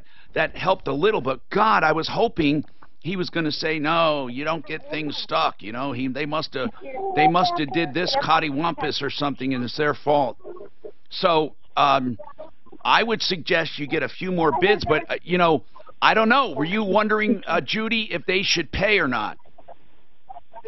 Well, I guess my question is, are they held responsible for... I guess in the industry, somebody picked up the phone or something. I'm going to put you on hold. Here's what I want. Suzanne, get her information. Just her name and number. And mark it well. Let's get some other experts to weigh in. Call somebody who knows somebody who knows somebody. You remember 6 degrees of separation, somebody knows somebody. All right? So, I know a well digger in Douglas County, if they're still in business. What was his name? Oh, man. I remember I used him. So let us know. You can call 303-MARTINO and get right through 303-627-8466. And, okay, Elizabeth, quickly, what is going on with you? And then, Joseph, we haven't forgotten about you either. What's going on, Elizabeth? I've got a big concern here. We helped my daughter buy a house 2 years ago through the USDA, which is the federal government, and we went through a... Is this Farmers Home Administration? What do they call it? Farmers Home? No. Okay. It's they're all there together, but ours was a different one, and I can't see the actual. So it was a special government insured loan, right? Yeah. Okay. Yeah, and my daughter has Down syndrome, so we helped her buy this house. Yes. Okay, and everything went okay, but each year they do what they call it I'm trying to think of it now. What did I tell you? Oh no, they do an audit. They do an audit. It's like an audit, but it's of their escrow account. Escrow. There you go. Hold on, Elizabeth. I'll give you more time. I know what you're going to say. When they do an audit of the escrow account, they figure if they have enough money in it or will have enough money come the next year. And even though people say I have a fixed rate and I have a fixed loan, why is my payment going up? And it's because of escrow and escrow is usually because of insurance and taxes, but we'll make sure they're doing it correctly. 303-713-8255. Joseph A. Lazara is a criminal defense attorney I hope you never need. I really do. If you're accused of something, your life is upside down, and, there's not much you can do about it. You got to defend yourself. Joe Lazara will give Martino listeners a $500 discount if things go to trial. He tries to get things done quickly. If you have a DUI, that could be easily avoided. I don't want to preach to you, but Uber and Lyft, designated drivers, it's the most dumb ticket you can get. Now, Joe's not going to call you stupid, but he will help you get through the system. Maybe you were falsely accused. Sometimes that happens. Or, let's put it this way. Even if you want to plead guilty, you learn your lesson. Here's the deal. You need an attorney to get through the system. 303-429-6200. LazaraLegal.com, 303-429-6200. And Joe is on our referral list at referralist.com.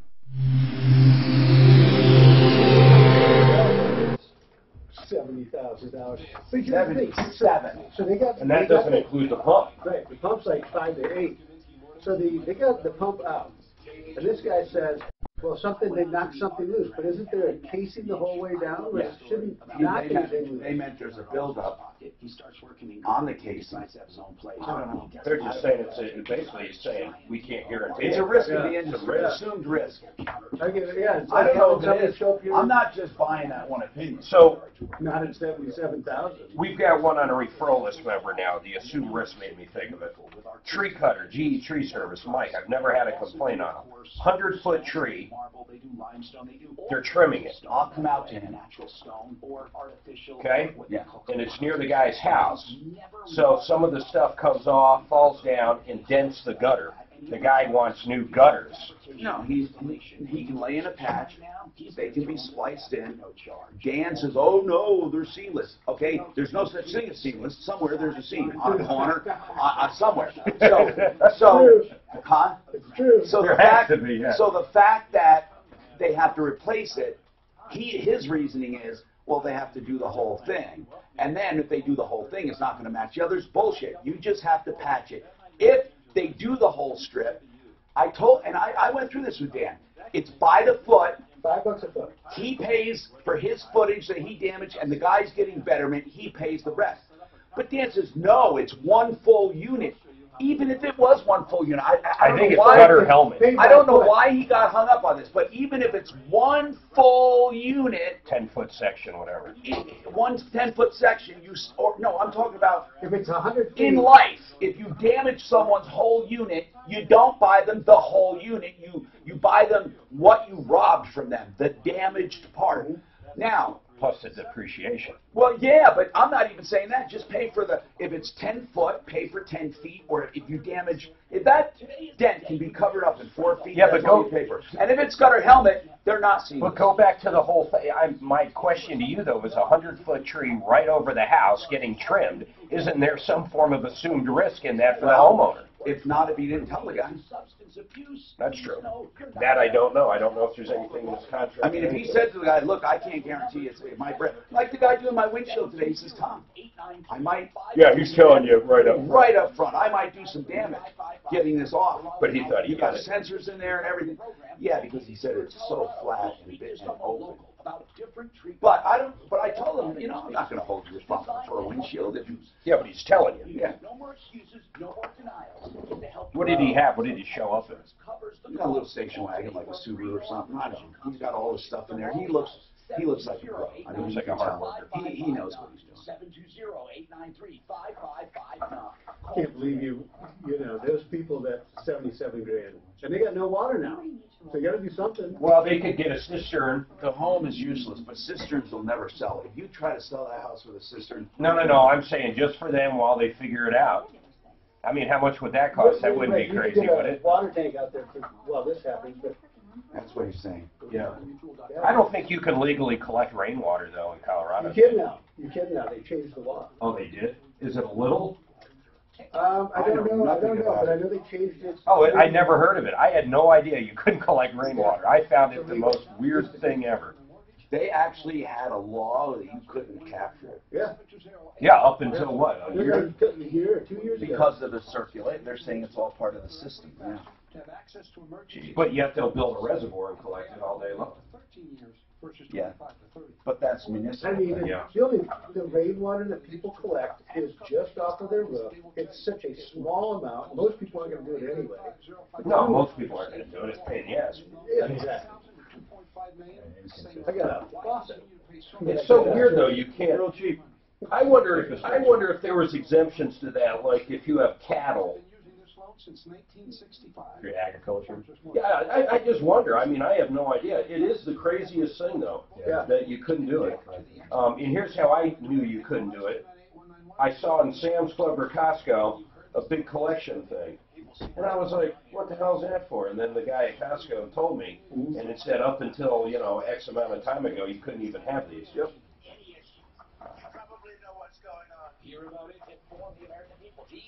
I wonder how much trouble you get into. You put a big old, an old above ground swimming pool out back.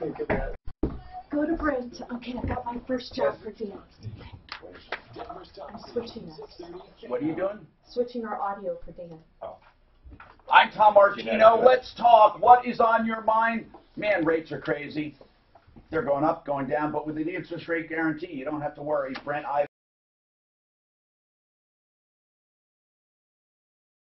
the holidays and debt and all of that. We have Larson Tax Relief on today talking about not getting into tax debt, or if you're in tax debt, how to deal with it and how they negotiate. And we're going to talk about those hardship clauses, what really is a hardship. But then the other part is your house. And Brent Ivinson, Ideal Home Loans, can talk to that. Well, yeah, Tom, what a lot of people tend to do is we get through the holidays, right, and the credit card bills start rolling in and everyone starts looking at what they spent, and then they go to work on trying to come up with a solution. Yeah. Well, get ahead of it this year. Rates are going to continue to climb as we get into the end of the year.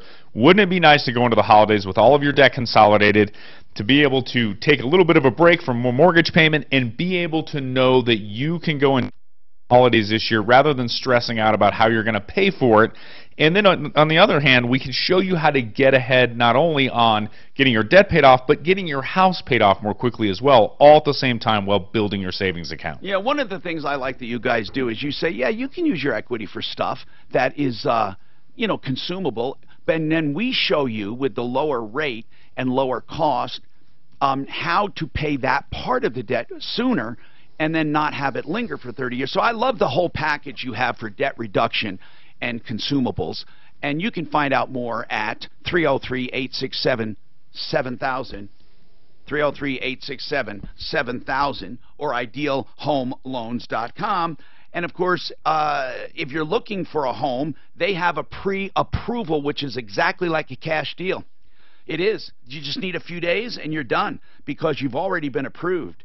Now, Frank Duran, the real estate man, is the guy that I recommend to do that, because you won't ever find anyone better to. I talk about how he lists homes and how he's the best and won't hold you to a long-term contract. He also helps you find homes to buy, and he's tenacious. Frank Duran, therealestateman.com, 303-920-1622. Then the other part of the loan is for senior citizens. It's called reverse loans. Now, there's only one provider for that, I trust, approvalreverse.com. I'm not recommending you get one, but what I'm saying is it's an animal in and of itself, and it's a way to live off the equity without paying it back, and then your house is sold when you move or upon death, and then it's paid off, but you can never be held responsible for a deficiency. Neither can your estate. 303-771-3528 for the truth. 771-3528, approvalreverse.com. We've been talking about this well thing, and man, do we have a lot of concern. Bottom line is this: the woman had a well, the couple, they ordered a new well pump. They were putting in the new well pump and got it stuck.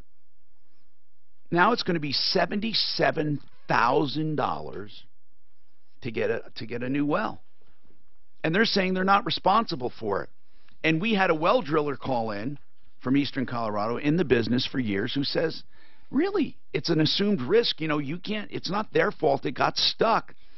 And he's not paying for that well. Jason, he has a comment. I've been asking for, people in the biz to call. So go ahead, Jason. Thanks, Tom. Yes. Appreciate it. What is your comment? So the driller that called in, some of the comments he made are partially true. What part is not true? So the fact that pump was dropped down the hole, when he completely eliminates the possibility of negligence on the pump company, is absolutely not true. What do you mean? They very well could have done something wrong to drop that down the hole. So it's possible they would be partially responsible or or totally negligent. What would make them negligent in your eyes? Improper tooling. So when they're running that pump down the hole, there's a lot of things going on at that depth. The equipment gets very heavy. Yeah. If they're not properly tooled up to hold that pump and install that equipment, then it very well may have let loose and dropped down the hole. But what? And then when it dropped, it got stuck. You mean? Well, it may or may not be stuck. There is the possibility of retrieving that equipment. It's called fishing. How do you do that? So there are special tools depending on what is dropped, how much was dropped. Yeah. Like there may be some cable that went down with the submersible that's piled on top of the drop pipe. But there are different tools that are made. You would have to have a very competent and experienced drilling and pump company that could do this work. And it can get expensive, and there's no guarantee. But if, with that kind of a well, and I used to drill wells that were 6 figures at 1,400 or 1,500 foot deep in this state. It could be worth spending $10,000 or $15,000 to try and save that well. It would be. Now, how do we go about proving? I'm not saying they were, but how would you even go about gathering evidence if they say, "Oh, hey, we use the right stuff"? How do you disprove that? How do you prove they were negligent? Proving it's going to be extremely difficult. That's right. That's right. If you were able to fish the equipment out, so you can send a video camera down the well. They make downhole cameras. Okay. You can send a camera down the hole and inspect the condition of the casing. Okay. If there are problems downhole that could have caused this, that will be very evident. That's a great idea. Right away. That's a great idea. An in-hole camera. That's what a great idea. Is that pricing right? 77 for that area. Does that sound right for 1,000 feet? Yeah. It gets expensive going that far, and so. Now, where do you? Are you in the biz still or not? I am not in the business anymore. Maybe can you recommend anyone with a camera for this?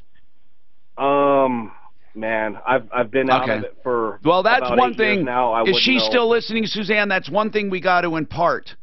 And that is the fact that you can get it inspected by video and possibly see if there were any glaring errors. Now, Elizabeth, let's talk now. Your daughter with Down syndrome, you helped her get a home of her own through the agriculture department. It doesn't matter. It's a government loan. And now they did an escrow analysis or audit.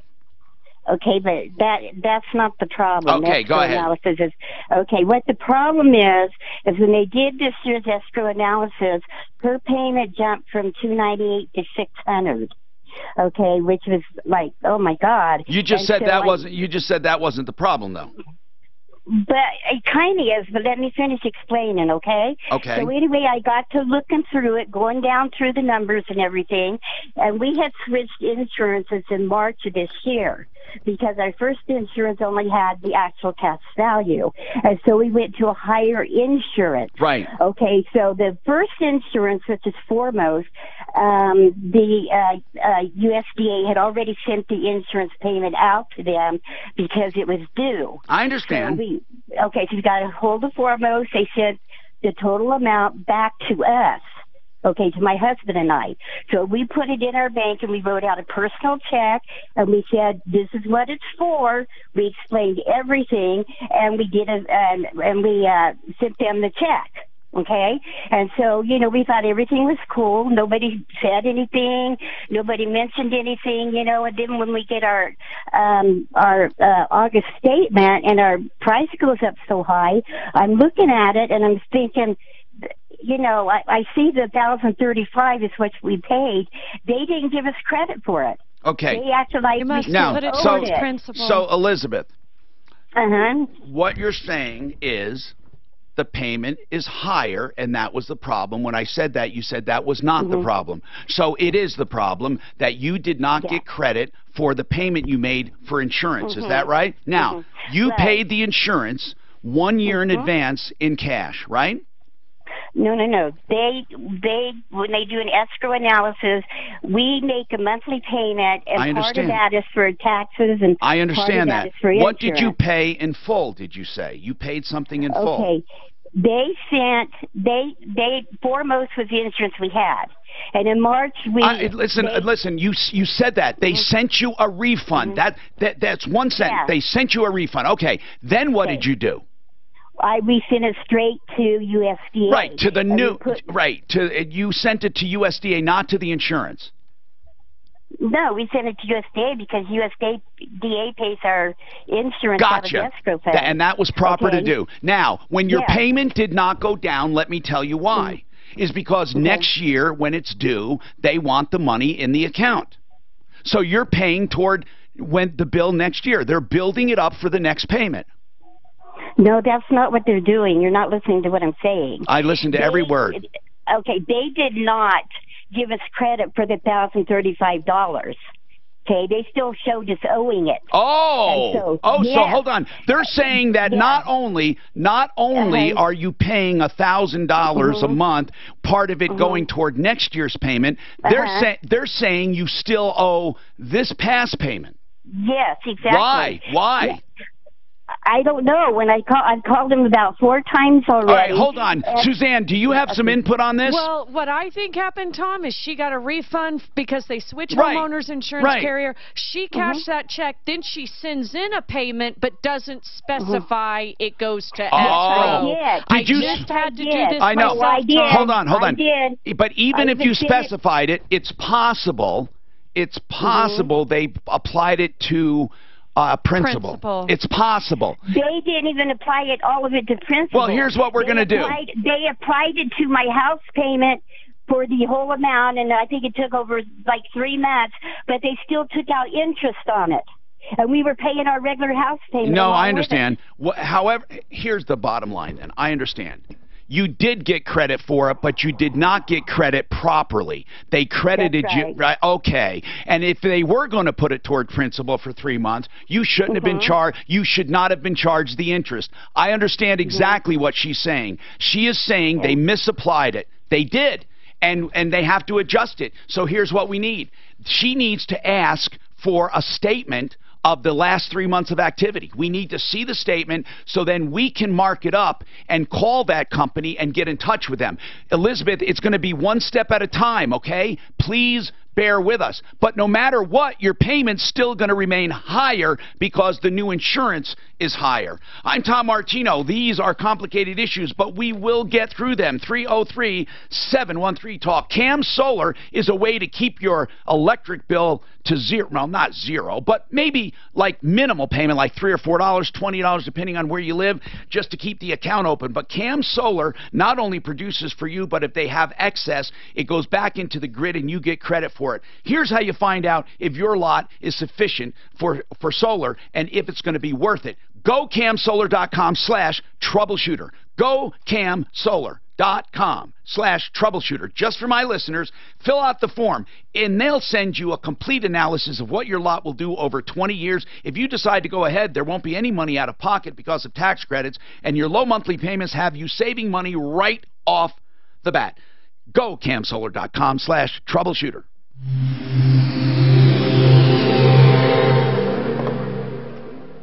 So is Raleigh going to stay with us or not? Who? Is Raleigh House going to stay with us? I got to call them. They're doing a lot of television. Did you know that? Why don't you do their ads? Well, because they're doing a touchy field. They're doing great ads. They're like the owners, and then they have addicts saying how to change all that. They're good ads. Okay. You can tell they're well produced. I mean, I could fit in somewhere, but the point is that they're doing a lot of TV. I think they're going to be shifting. But we'll see. Monthly payment's only $600. There's money left over. You should have had a couple months on hand. I feel so bad for that one woman with the, oh my God. Well, Well, a camera is only going to go down to 60 feet where it broke off. Oh, really? Oh, yeah, because if you go down past that, you might get it caught between the tubing there. Then you got to have another camera to go down and find out why that camera got stuck. They don't do that. Because it's at that, the line is usually pretty skinny. Do you know how small those cameras are? Well, they're small. They're small. tiny. But what's nice about this, they could go up your butt. But this, sweet. But it's just air, so it's not good. The camera, it'll probably be a little line like that.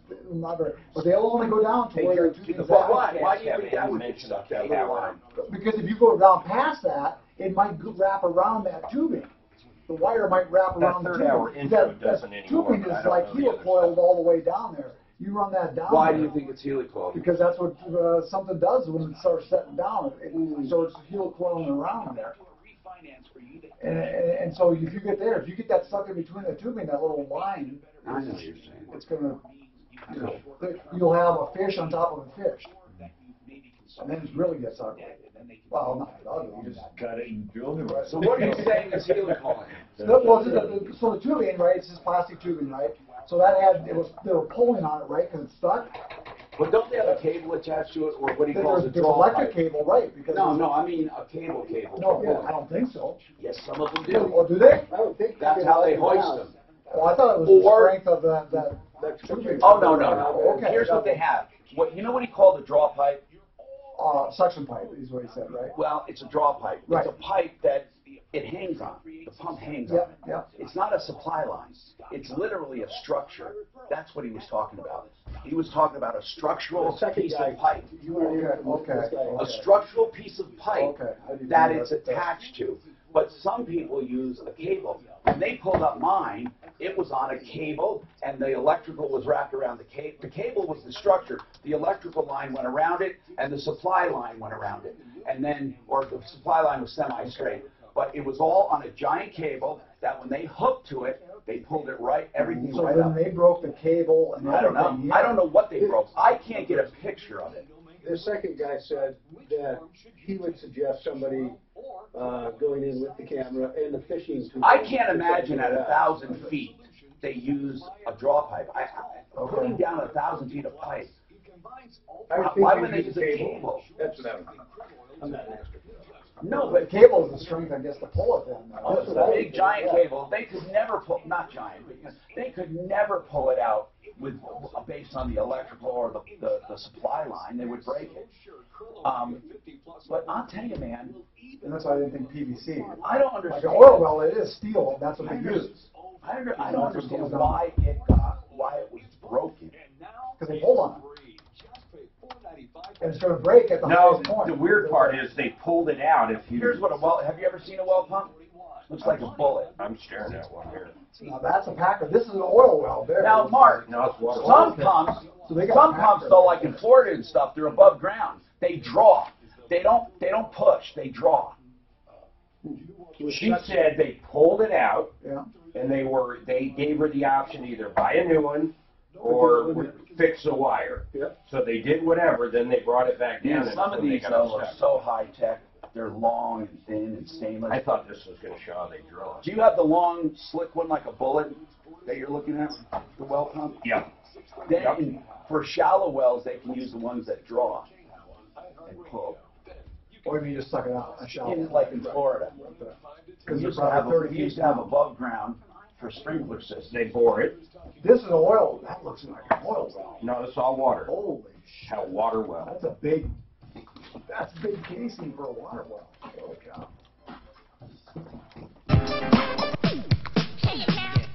Hi, Tom Martino, 303-713-TALK, 713-8255. One Clear Choice Garage Doors for any garage door problems. If you wake up and it doesn't work, you just don't know. Just call them for an emergency. Or if you want to just get one checked out, you're moving into a home, they have Martino specials, which are free inspections. If, of course, they find a problem, you'll be presented with options. And they want to be your garage door company. They have openers starting at just $333 with Wi-Fi capability, battery backup, and time to close features. 303-565-6409. 565-6409. Remember this, One Clear Choice Doors. Troubleshooter.com. Great people. Okay. So, Tom? Yes. With Elizabeth and her escrow payment there, here's what happened. The mortgage company was going to go apply it properly. The thing is, they applied it to payments, so she didn't make payments for a few months. Yeah, but... So they told her, if we apply it properly, you're going to have to send in a few payments that you missed, and they can't afford to do that. Well, if that's the case... Yes, but that is. Her point, what I heard, if they apply it to future payments, they're supposed to take off the interest because she's making the payment ahead of time. That's why people do the principal payments ahead of time. What you're saying, they applied it to payments in the rears. All I know is when she sent in the money, she didn't make payments for a few months. Okay. So well, then they're saying if we reapply this escrow did you tell her that? Does she understand that? Yes, she just thought it was very unfair that they are leaving it as her problem and not theirs, since they're the ones that made the mistake. She didn't. But if she didn't make payments, well, of course they're going to apply it. Okay. Well, then she got her money, basically. Okay, Kathy, I'm sorry for the wait, Kathy. What's going on? Oh, no. She waited so long and got disconnected. So many people, when I go to the phone, Kathy, I am sorry you called in. I'd love you to call back. Okay? Now, Heather, what's going on with you, Heather? What's happening? Okay. Okay. First of all, I'm nervous, so okay. I'm sorry. Well, let's talk about this. It's about your son moving out, right? Yes. He moved out of a house that he was living with 4 or 5 other gentlemen. Oh, were they all on the lease? He thought so, yes. Well, what I mean is, did your son sign the lease? Well, at one point he did, yes. And did the others sign it too? Well, we're finding out now that one of them was not on the lease. Okay, but most of them were on the lease. Yes. Okay, hold on one sec, okay? Just one sec, because Kathy is back, and I just want to... Kathy, what's going on? Well, hey, Tom, hey. I just wanted to give you a shout-out to just to let you know that I've used your referral list. Thank you. Just last week, Steve the painter was here. Isn't he great? Star quality painting. Beautiful job. Then they're so respectful, him and Cheryl, and they came back after the Simply Floors did my flooring and carpet. They came back after that and Simply Floors. Touch up. Thank you very much for the feedback, Kathy. I truly do appreciate it. Leave us your address. We'll send you a T-shirt. Seriously, simplyfloorsinc.com is she's talking about. If you or a loved one has been injured on the job in a car wreck or any other They did, huh? Okay, good. In this video. Oh, in the video. So they probably did many different ways. If it's hard rock, soft Well, they rock, have to how check deep. for the proper way. Well, they showed how they got it through and did the case on it. He works personally with you. I should have a well fishing thing, the Dan's list. These are about 3,000-4,000. 321-HURT. That's just the pressure thing. Yeah, they're about 3 or 4 grand. Mine, I just got a little bitty one. That's a Mine's like that. Mine's actually bigger than that. 3,000 or 4,000, really? It's just a bladder inside there. That's what I thought Plumline told me. That's what they charged me anyway. I didn't need one, but when they were checking out the house for me, I was asking, how much is this? The only thing they couldn't answer was, hey, if the well goes dry, how much to dig a new one? They had no idea. For you? So I don't like hearing the 77,000. How deep is yours? I don't know. The lower Dawson, I had no idea. That's what they were talking about going into the Dawson. See how it works now? It's pretty cool, man.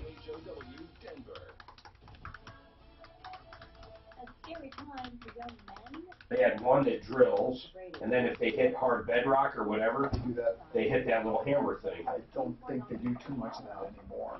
And then it gets really hairy, they send a small kid down there. That's how they used to drill all the oil wells, that hammer thing. Good lamp and sandwich. Get to work, boy. That takes forever.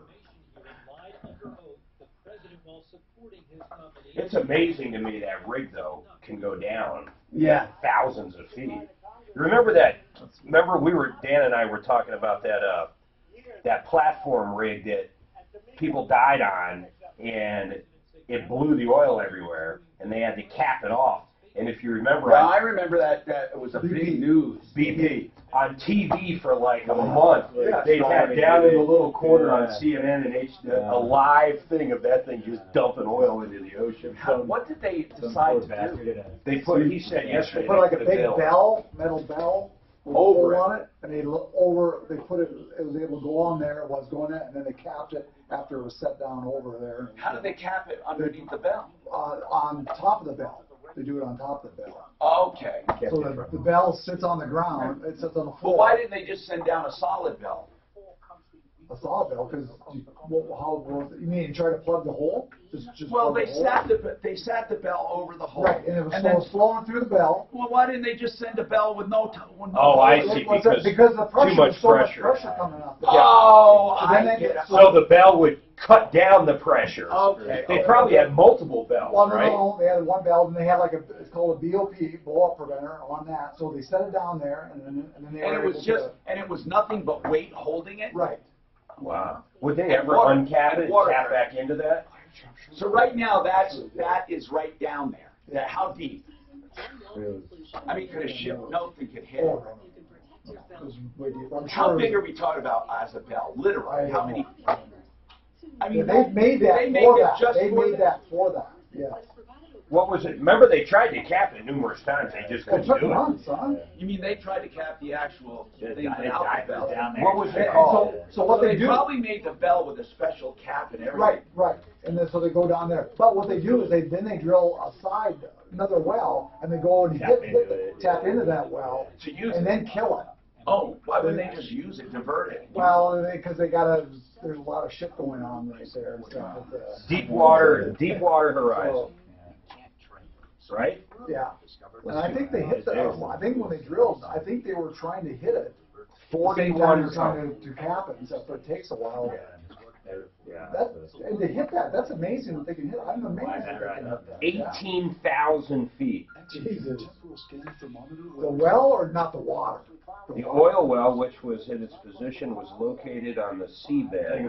5,000. 5,000 feet below the surface and extended 18,000. This hole is brought to you by Indeed.com. Indeed used by over 3 million businesses. So look at them. They're going out there. They got drilled go through the water and then hit it over there and should hit it at a spot. And then 60,000 barrels a day.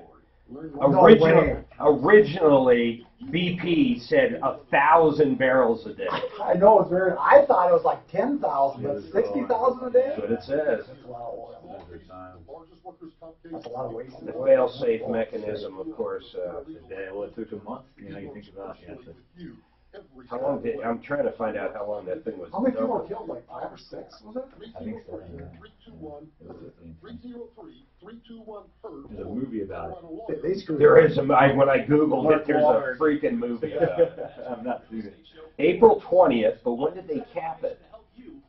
They definitely. In early July, permanent seal could be done. Oh, so they did do a permanent seal somehow. Don't worry, they've got one like 20. Almost. Listen to this: 5 billion barrels of oil. No, million.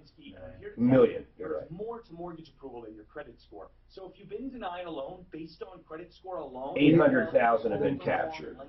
And American Of course, that's all estimates. custom loan Yeah, that thing was down dumping. payment assistance, and in-house I underwriting. still don't see You can like. expect greater flexibility during the mortgage process. Now they look at a variety. It's amazing that naturally that doesn't happen more often. Oh, it did. The oil seepage in California is mostly almost all natural. Because of earthquake, Well, not you get just your earthquake. plates moving and oil leaks. Well, they just because they got oil very close to the surface and leaks out there. Where are those tar pits at? Yeah, the bear. That's in Bear. That's in land. That's on California now? He did it. He's done with it already. Done He with got what? done at 11. Who? Oh, does he say, including the new one? What's he charging you total? Oh man, highway robbery, baby. 200. I know. You think that's highway robbery? No, for you. I'd throw him a bone. Oh, sure. Suzanne, did you get the Samsung one? I thought you did a steamer like hanging steamer. You did this one? You know what? Tell him we'll put him on. Tell him we'll put him on the referral list. That would be good. That's what we should do. Hi, Tom Martino, your troubleshooter, 303-713-TALK, 303-713-8255. This hour brought to you by Century RV. We are a consumer show. We'll get right to the phones. Larson Tax Relief is with us, and we do have to get to some questions I have by email.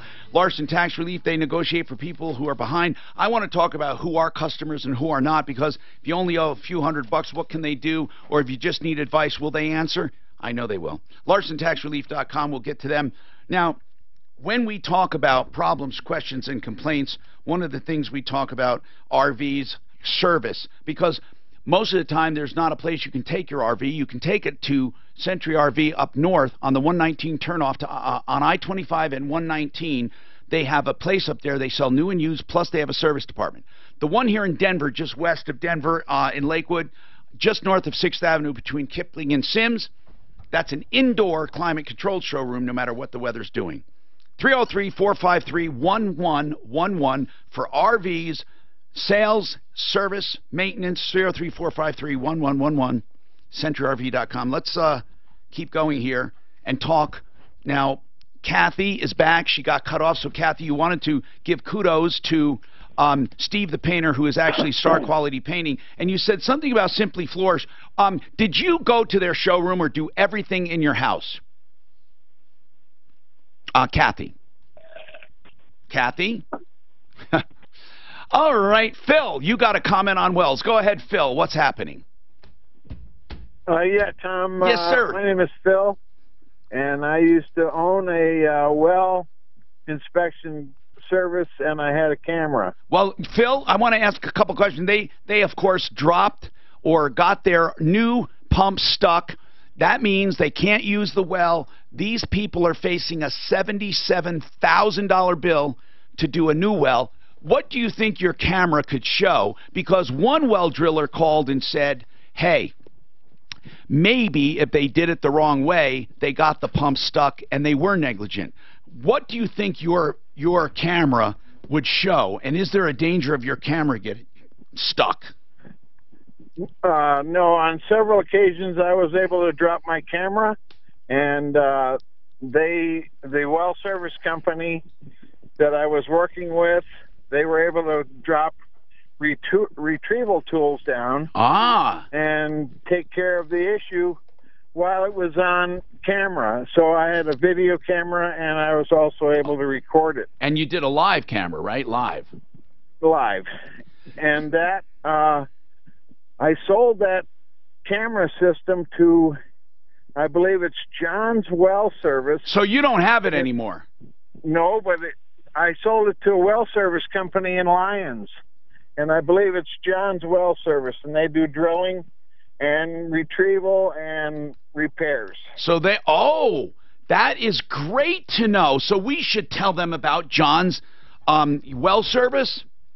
I believe that's what it was, and it is in Lyons, and the last time I went through there, they were still there. So I've had this several years back. Listen, Phil, that could help her. You mean they specialize in retrieving? Well, they did once they bought my camera system, yes. That is so cool. So they have special tools. To do that and camera everything and video it, and while they did the retrieval. Okay, Phil, thank you. I hope she's listening, or Suzanne, you can give her a call. Hey, we might get this problem solved. Can you imagine if they can get the camera down there and get it retrieved? It could save her $77,000, or a good part of that. Oh my goodness! Now, this is good news if that works.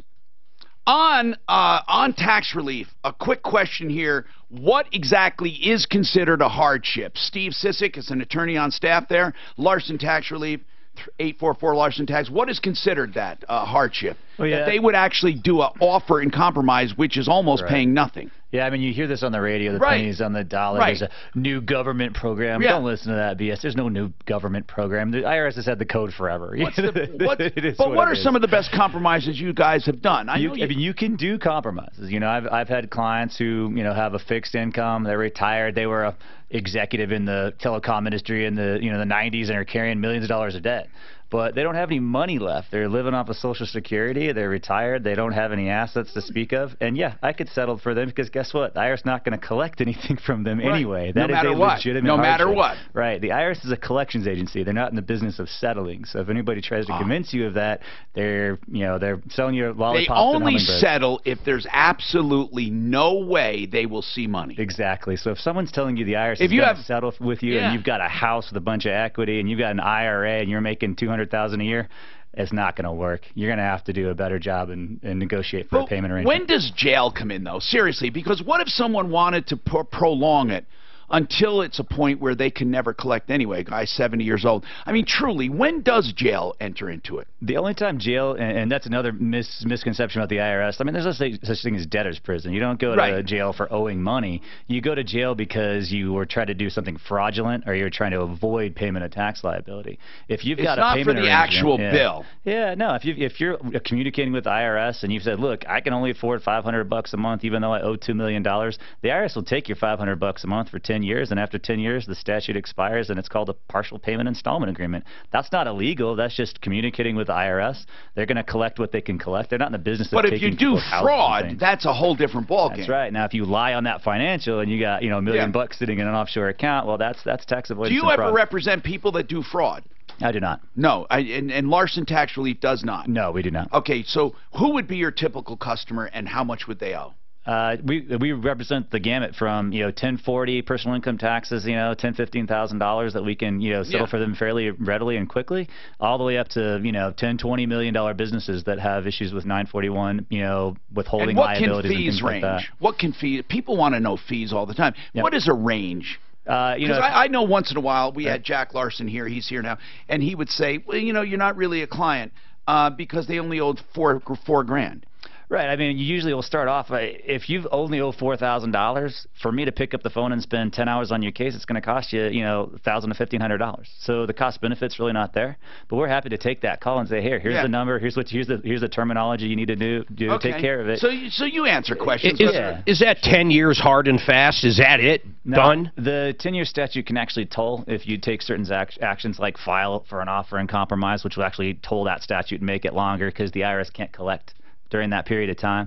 But if you're in a payment arrangement, if you're not filing any appeals or anything, then that statute's running. So, which means after that they can't come after you. Yeah, the IRS doesn't care if you owe $50 million or $50,000. After 10 years, it gets written off. Every day, clients of mine have statutes that run. God. Yeah. I actually just got one today. A lien got released for a client of mine. I was sitting here on the radio show. How much did they owe? $68,000. And how much did they pay? They ended up paying, I think, over a 6-year period, she paid like $10,000 of the $68,000. Kathy, I'm sorry. We're connected now, dear. I so appreciate your positive comments. Tell me what happened with Simply Floors. Well, Simply Floors, I was working with Amy, and she came up to my house and helped advise me on what flooring and carpet to do, and then they came in. I coordinated with Steve the painter. So you never had to go to the location? Well, we ended up, my daughter and I did meet down there just for her to see what I was doing. Yeah, because it's fun, because there's so many. So what flooring did you get? Did you get luxury vinyl tile? I did. I love that stuff. Yeah, it's nice. Isn't it incredible? I'm serious. If you get the right stuff, I mean, you don't want the ultra cheap, but if you get the right stuff, it looks like plank hardwood or stone even. Yeah, no, looks like hardwood. It's beautiful. Now, the carpet, everything, the paint, I can't tell you how much. No, I'm so happy. Thank you. So Steve the painter, which is Star Quality Painting. Yep. SimplyFloorsInc.com. Anyone else? Oh, I use Integra. I use for Compass. health insurance. I've used Kathy, Genesis for my roof I love and gutters. I love it. No, Kathy, seriously, I saw. Get her address, Suzanne. I want to send her a parting gift. No, that's wonderful. Seriously. SimplyFloorsInc.com. Do it yourself. Go on there, make your own appointment, and you can visit at 52nd Ward if you want to. Alarama's Pro Auto Care. He wants to talking about things for people. He wants to do free alignment checks. Now, listen, this time of year, that's important. Al? Yeah, we got some background noise. You're at work, so let's talk about these free alignment checks because it's totally free, and we're talking not just a walk around. You're putting it on the rack. Yeah, we actually, and Tom tires are costing people so much money. They've gone up a bunch, and because of the sizes. And you want to make them last. The way you make them last is you put air in them, number one, keep it right, and align them. And you'd be amazed. People come in and the pressures are off. Let's throw it up on a rack. We'll do no charge. I just put a brand new machine in my Denver store. It's fabulous. Does a great job. And we're doing it for your listeners. That's what we're doing it for. We charge everyone else, but your listeners, 5 of them are going to get a free alignment check if they call. Give them the info. Yep. 2 locations near Evanston I-25. Bowles near Santa Fe, and that is 303 Pro Auto. 303 Pro Auto, and the website is 303proauto.com. This report is brought to you by Indeed.com. Big delays on the west side of town. There's a crash eastbound I-70 just past Kipling that's got 3 lanes blocked. Only the far left lane is getting by, so pack your patience there. Also, that crash being cleared on the north end, southbound I-25 near 104th. Highway 66 remains closed between 63rd and 75th. That's on the northeast end of Longmont. That's due to a serious crash. No estimated time when that roadway will reopen. You'll have to use an alternate route for now. The weather forecast. A slight chance of afternoon thunderstorms today with a high of 74. Tonight, storms early, then breezy overnight, a low of 55. Right now, cloudy and 70. With your traffic and weather, I'm Pete Wagner, 630 KHOW. Indeed, used by over 3 million businesses for hiring, where business owners and HR professionals can post job openings with screener questions, then sort, review, and communicate with candidates from an online dashboard. Learn more at Indeed.com/hire. Time changes everything. For me, becoming a single parent of 2 young kids changed my ability to... And they got no written document saying this is our responsibility or yours. I can't believe they would do that. I'd have someone sign that every time. Yeah, every time. What am I paying you for, all right? I'll give you a bill. No. No. I need a document.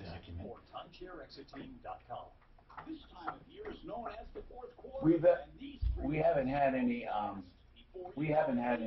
done with timeshare. We haven't had complaints recently. Timeshare exit. Not recently, no. Why? Just curious. Not for a while. It was for a while there, though, man. Holy shit. They just couldn't get it done? Well, they could get it done, but they took so long in some cases. They were going 3-4 years. Yeah, that was ridiculous. So it doesn't matter. I mean, you just... And they have this guarantee that says, we guarantee 100% or else you don't pay anything. And people are like, well, my God, when does that guarantee kick in? They're going on 4 or 5 years. You're still alive. I mean, we want to still try. I've got Genesis Roofing coming over next week to... Mark's a good guy. Yeah, you may not talk to him, but he's good. Right. I was listening to your show, and you said that anybody that comes to your house and says, let me see your insurance contract, and I'll tell you how much it is. Yeah. That's what happened to me, and I'm like, thanks, no thanks. Yeah, now, listen, even my guys, if they say, well, I first want you to do a full estimate. Yeah. And then, I mean, I don't mind you see it, but I want to see what you think. I don't want them, because if they're lazy and fast, they just say, oh, yeah, fine, because they know you'll be satisfied with that. But it may not be what you need. And when they're fat and happy, it's even worse. No, it is. Because and I don't want them meeting. They don't have once time. You know what they truly feel and what this guy, the adjuster, feels, now you know what you're going to get and not get if they negotiate. But when they're together, especially, they wink, hey, man, you want the job? We're not doing this. Try to negotiate a free upgrade to Class 4. Hi, Tom Martino here, 303-713-TALK. Denver Egress Windows is a fascinating company. They can put in an egress window. People call them window wells and escape windows, but the full-size ones, they can do one where one does not exist. And they do it beautifully with this composite material that lasts forever, almost. I mean, I haven't been around forever to find out. But they also can rebuild the ones that the builders put in with that ugly corrugated stuff that rots out. Or they can do a walkout basement even on a flat lot. Yes, they can. They put a walkout basement and it terraces down to a patio. DenverEgressWindow.com. DenverEgressWindow.com. Check them out. They're good people. They've been on my referral list for many, many years. And so you're going to want to have a free estimate, 626-4221. DenverEgressWindow.com. Let's keep going here and see what we can do for you.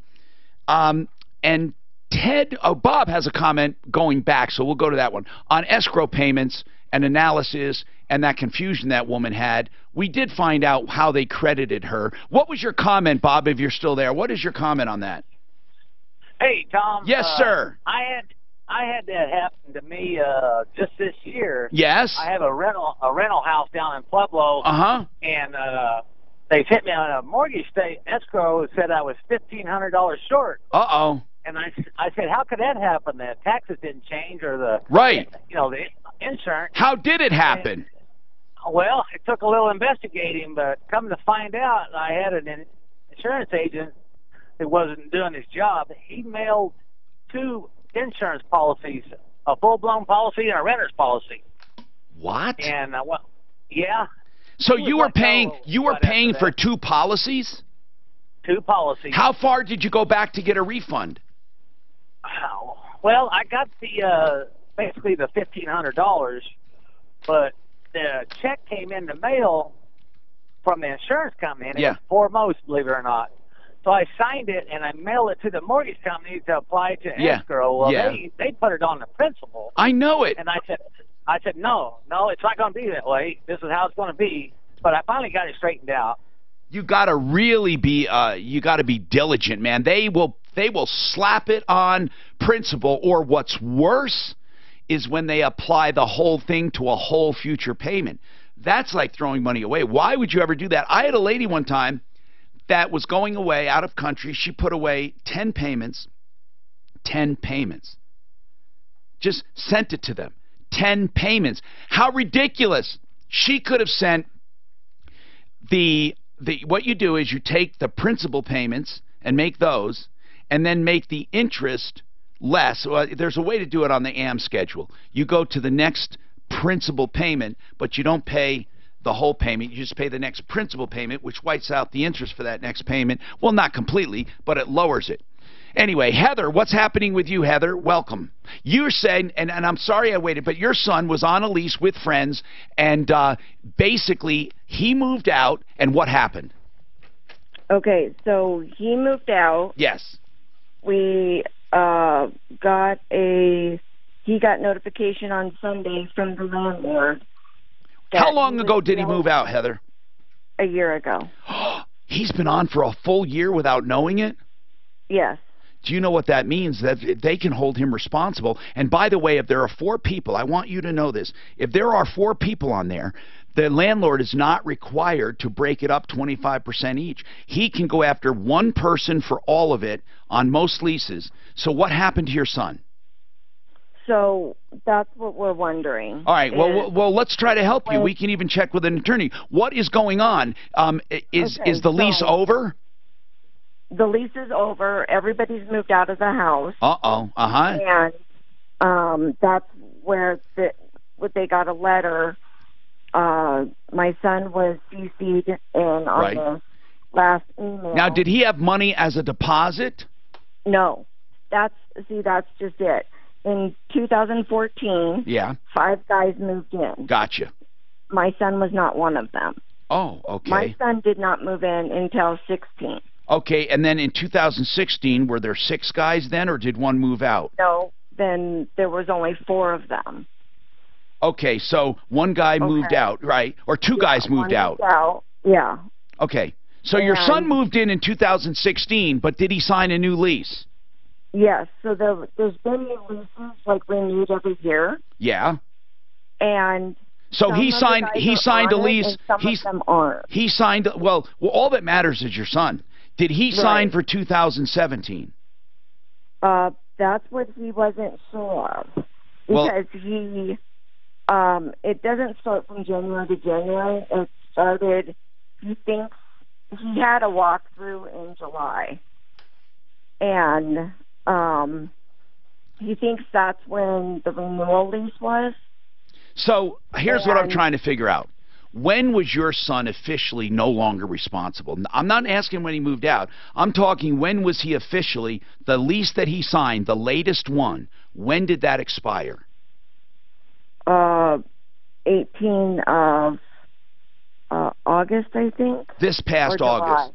Yes. Okay. July or August. Because they're saying he was on this last lease. Is that what you're asking? Yeah. So, and that expired on August 18th. Now, don't take their word for it. He may not have been on it. I mean, they're saying he was on it. On August 18th, 2018, that lease ended. He does not have any copies of any leases? No. Okay. Now, are they trying to come after him for anything? Yes. What are they trying to come after him for? For 4 of the guys, the total is $34.60. Now, your son is saying, now your son did live there a certain amount of time. He could theoretically still be responsible for some of it, even though he wasn't living there. I mean, let's say he moved in, and in 2016 when he moved in, I'm not saying this happened, but let's say he moved in and he put his hand through the wall or kicked or something. Then he moves out. He would be responsible for that. Does your son recognize anything that he feels responsible for? No. We cleaned the room he stayed in. Right. The carpet was cleaned when we left. Okay. And that's not going to matter to the landlord. Let's get down to protecting you. I personally did not think they kept very good shape of the house. Now, you know, all that landlord cares about is low-hanging fruit. Who can they collect from? Oh, yes. Where are the other boys? As far as I know, my son's the only one working. That's what we're afraid of. Well, that doesn't mean they're not going to be responsible. Your son is going to be responsible, but, you know, the guys in 2014 technically are still going to be responsible for some of it. I mean, but not in writing. So here's what I would recommend. Are they asking your son for the full $34.60? No, I don't think so. I think they're asking them to split it. We haven't contacted the landlord. No, but what I'm saying is, would they let your son out of the liability if he paid his share? We could ask. Because that would be, here's what I'm saying. I'm not saying you have to. I'm not saying you're legally required. I'm not saying anything like that. I'm just saying it might be the cheapest way out. If it's $34.60 divided by 4 people on the lease, that's $865. That is a cheap out. I'm not, listen, I'm not saying, but I would never pay that unless they agree to let him out of it completely. Then I would, that's one. Well, you have to get it in writing. That for $865, you know, I'm not going to write it for you, but you need someone to look at it, or you need to look up how to do it, and you need to make sure the wording is comfortable, that for $865, or whatever his share is, it might be 5 guys or whoever was on that lease. But here's the other thing. Before I even paid that, I would respectfully ask the landlord to provide you a copy of the lease. Okay. And if he can't... Yeah. The only one that matters right now is this one. So even though there might have been boys that went in and wrecked the place, but once they're off that lease, the only lease that matters is this most recent one as far as the landlord's concerned. So if I were you, I would ask for a copy of the lease, saying, look, we want to settle this, but it's reasonable that we see a copy of the lease. And if your son is not on the lease, bye-bye. And if he is on the lease, then he can negotiate a settlement for just him. It doesn't even have to be a quarter of it. It can be whatever the landlord is willing to take. Now, if you can negotiate an out, I would do it if it was my son. Now, if he won't negotiate an out, then you're going to have a problem. You're going to have to decide what to do. And your son, let's say worst case scenario, that they will not negotiate an out, and they start garnishing your son's wages because they get a judgment, okay? Let's just say that happens. Okay. If your son is truly on the lease, and if they go after him for the whole thing, and if they get a judgment, and if they want to collect, the next thing you can do, well, you wouldn't do a bankruptcy over this, but what you would do possibly is go after the other boys for their share. That's what I would do. I would actually break it up into months, and break it up into who was there and go back, and I would try to get as much as I can from the other boys. And I think in small claims court, that would be an easy argument. You can show the lease, show that they were part of it, and even the ones that don't have a lease, I would still go after them because they live there. And that's how I would handle it. And Heather, we would be happy to help you each step of the way through our attorneys and stuff if you need advice more than this. But this is where you start. First, ask for a copy of the lease, okay? That's what you do first. And then we'll be happy to help you. 303-713-TALK. Ted, welcome to the show. What's going on with you, Ted? Okay, so this has been going on for well over a year with AutoNation Park Meadows. What happened? My daughter bought her first car. She's 25. She bought her first car in March of 17. What kind of car? 2006 Murano. Oh, that's a nice car. Okay, so what happened? Yeah, great car. Yeah. Before the temporary tag expired, the transmission went out. So now she bought this as is, I take it. Oh yeah. Okay. So we talked to them. They said, well, basically, we're not doing nothing. Right, so of course. My wife begged them and pleaded, and they said, well, all right, if you'll pay half, we'll put in a used transmission. So they charged us. How much they charge you? A lot. How much? I think it ended up being $1,600 our share. You paid the whole thing, actually, but okay. Yeah, I know. I figured that. Well, okay, so they do that. 30 days later, something in the camshaft goes out. Oh, no. They charge us another $700 or $800. And wait, did they claim that they were paying half at that time, too? I think on the next one they did. So the next issue was about 30 days later. The radiator went out. So hold on, you got $1,600 plus $800. Mm-hmm. Then $700 was our share on putting a new radiator in it. But it gets better. So now it's about 12, 13 months later, the transmission goes out again. So we call them and they say, oh, the warranty just expired on that, but I guess we'll put in another half to put in another used one, but this one's going to be $1,800 your half. Well, that's been a few months ago. We haven't heard from them since, and it's been sitting in my garage making payments on a car she can't drive. Well, you understand in the purest sense of the word, that's not their... God, how do I put this? Well, I'll just be honest with you. You're a smart guy. They don't have to do anything. You owe the money. You owe the... I mean, it's your car. It's her car. So it's sitting in the garage, but it's a piece of crap is what you're saying, and it's terrible. But, Mark, do you see a way out for this guy? They bought it, and the dealer's going to say, well, we've been trying to help. We've been doing this. We've been doing that. We've been paying our share. They've been paying nothing as far as I'm concerned. But do we have somebody at AutoNation we can talk to? They don't owe him anything. They don't. I'm not even sure what we'd ask them. I mean, it's a used car as is. How many miles on this? She bought it, I think it was 130. See, but their claim was, we've checked this car out. Well, even the general manager admitted after the third problem, he's like, this one just got past us. Sorry about that. Oh, man. So, what I want to do is... What did she pay for the car, did you say? Right around $10,000. Okay. What you want to go on a social media campaign plus a picketing, right? Yeah. I want to stand out in front and say, beware. They're selling lemons. They're not checking these cars out. Who knows? I mean, you have a right you have a right to picket. You have a right to do anything you want like that as long as it doesn't break any laws. Like you can't trespass. But you have an absolute right, freedom of expression, even if you lie and you say it's your opinion, but you face the consequences. They can sue you.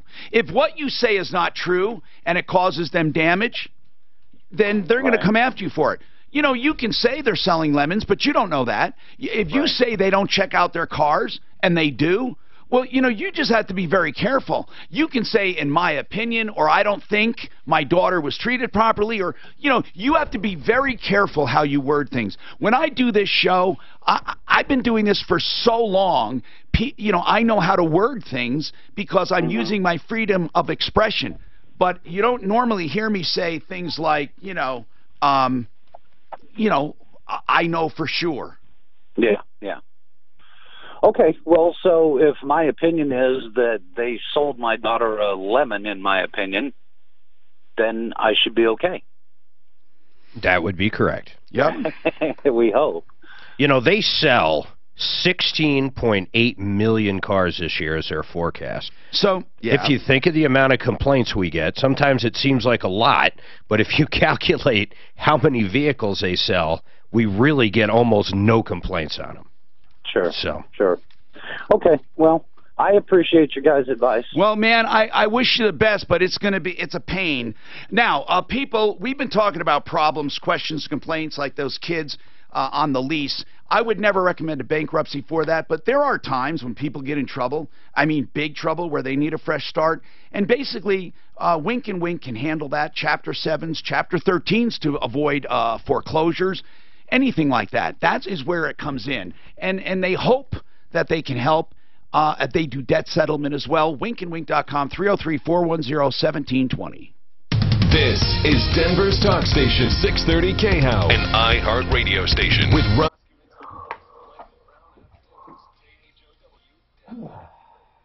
Did he drive it over? No. No, he left it there. So, Rick was like, woo-hoo, if we could do this. I know he wants it. Oh, yeah. I know he wants his garage Oh, back. no, we can do it for sure. I'll show it to you. Okay. When you bring me over there for my car. Okay. Let's go down and look at it, okay? That would be great, yeah. What car would you put there? No, he's gonna let me store all of the sets that my dad and I build. The sets. You know, for those big sets that we build out of cardboard for fundraisers and. Oh, I see what you're saying. They're in the garage. Oh, so you'll put them in his garage. Well, he's got a storage unit. Oh, that's cool. And he's not and I'm storing his musical equipment. And so we're just doing the trailer. So, go on, he's waiting. I know. My keys. Yeah, I'm sorry, dear. Would you Quit talking. Gotta go to now, run. I told Hurry up. Quick like a fox. Run. I think that's sly. Quick like a fox. Would you like to add another spot? The quick brown fox jumped over the lazy dog. Remember that saying? No. No, that's just Come out of your butt? you hit every key on typing. Oh, really? Yeah. You really? Yeah. The quick brown fox jumped over the lazy dog. I'll tell you one of the most. What are you talking about? That's in typing and stuff. That's where you hit every. Oh, that's pretty cool. So if I hit every key at once, it No, spells that? no, I'm saying if you type out the quick brown fox jumped over the lazy dog, you would have typed every key. Really? So I hit this up arrow? And Do I hit delete? How about page up? So now, Mark, I'm 100% back in the day, of got typewriters, everything they didn't have serviced, that. got everything done. But when you buy a car, you know by the time you get done with the WeatherTech mats and all of that, you're in. Did you get your plates yet? No, I'll do that. Yeah, that's another. Did you take typing in high school? Oh, yeah. It was And you didn't know the quick brown fox? I don't get the regular mats, I get the scoops. Yeah, me too. What is it? What is it? They're worth their weight. Brown fox. My wife got them for my birthday. I'm like, what are you doing? I'll get for every car I own. There's one other thing I left for my Equinox I got to get. There it is. They go on the seatbelt thing, and they cover the gap between the seat and the hump for the center. I have never, Stephanie bought one for Christmas, and I thought, what? Jumps over the lazy. Man, do they work. Is a sentence that contains all of the letters of the alphabet. Ha! Lunch! Lunch! What is say letters? You said the thing fox jumped over the fence or whatever. Lazy dog. The lazy dog jumped over the fox. The quick brown fox jumps over the lazy dog could also jump over the fox. I would say you deserve the lunch. The lunch? Thank you, sir. Technically. May I have another? No, he said you use every key. That's not correct by any stretch. Not even close. That is the true statement. Does he use F10? Not even in spirit. Carrot. He's got you on that one. No shit. Yeah, I got lunch on you on that one. Just like the direction lunch. No, all your lunches are fraudulent. Bob Logan said he researched and he owes me lunch at Del Frisco's. He says, but it was under duress. What was that one about? Tax. He said, there's tax on gifts over a Right. Yeah. Geez, wow. Come on. I'm Tom Martino, your troubleshooter. 303-713-TALK. Okay, who am I going to? Kevin. Kevin, the people who called, the woman who called with a well, the well digger got driller or whatever got the pump stuck, couldn't get it out. He says $77,000 for a new well, and she's going, oh my God, are you responsible? No, we're not responsible. And some well drillers are saying they could be responsible if they were negligent. Then one guy called and said there is a John's Well service out in Lyons, I think, specializes in retrieval. So what else do you have, Kevin? Yeah, we have a farm outside of Greeley. We do our own well work, and probably what was happening is the guys were lowering the pump in there, and either their PVC pipe broke or it got away from them, and then they pulled up on the cord. The cord comes in the middle of the pump, not the top of the pump. So when they pulled up on the cord, they got it stuck in there cockeyed against the well casing. So that one guy is right. Years ago, I had a well company, a camera company out of Denver come out. We thought we lost the casing and send the camera down. So I would have a camera company or a pipeline company out of Denver come out, check the casing, check the condition of it. If you can't get it out, don't worry about it. Cut the electric cord, get that pump freed up, and let it go to the bottom. And then just... Whoop, you're cutting in and out on the most important part. Repeat it. Oh. Not the whole thing, just the part, the last sentence or two. If she can't get that pump out, if it's just stuck... Right. Every time, hold on. Every single time you get to the meat, every time your phone cuts out. Say it again. Yeah, just cut the electric cord and get the pump freed up and let it go to the bottom. Gotcha. Don't worry about getting it out. Gotcha now. Yeah. Thank you so much. Are you in the business? We have a farm. We do our own well stuff. Okay. You know? So just let it go to the bottom. All right. And just set another pump at 900 feet. Okay, thank you. You know what I've always said? If you're going to be caught at the end of times and you have to assemble a team, always make sure one of them is a farmer. They know how to do everything. Everything. And anyway, there is a technical term for something that is misaligned and goes diagonal. It's called cattywampus. It's actually catawampus. Did you know that? It's actually, that's the official word, catawampus. Taken from the old Indian term. No, it really doesn't. I'm just reading this. But it is from the Urban Dictionary. Cattywampus, positions of items that are wrong. It's cattywampus. So that's what that is. He was talking about. Byron, what's happening with you, Byron? Tom, good afternoon. How are you doing today? I'm doing good, thank you. What can we do for you? I just want to get your advice. You've always given good advice. You've actually helped me a couple years ago with the refrigerator, which worked out beautifully. But I've got a mortgage that has an arm that's about ready to change in December. And my question for you is, would you do a fixed or would you do another arm? I personally would do a fix because arms are excellent when rates are low. But we hear all the time, well, you know, rates are going up, rates are going down. I want to ask you something. What is your outlook? Are you going to stay in this place a while?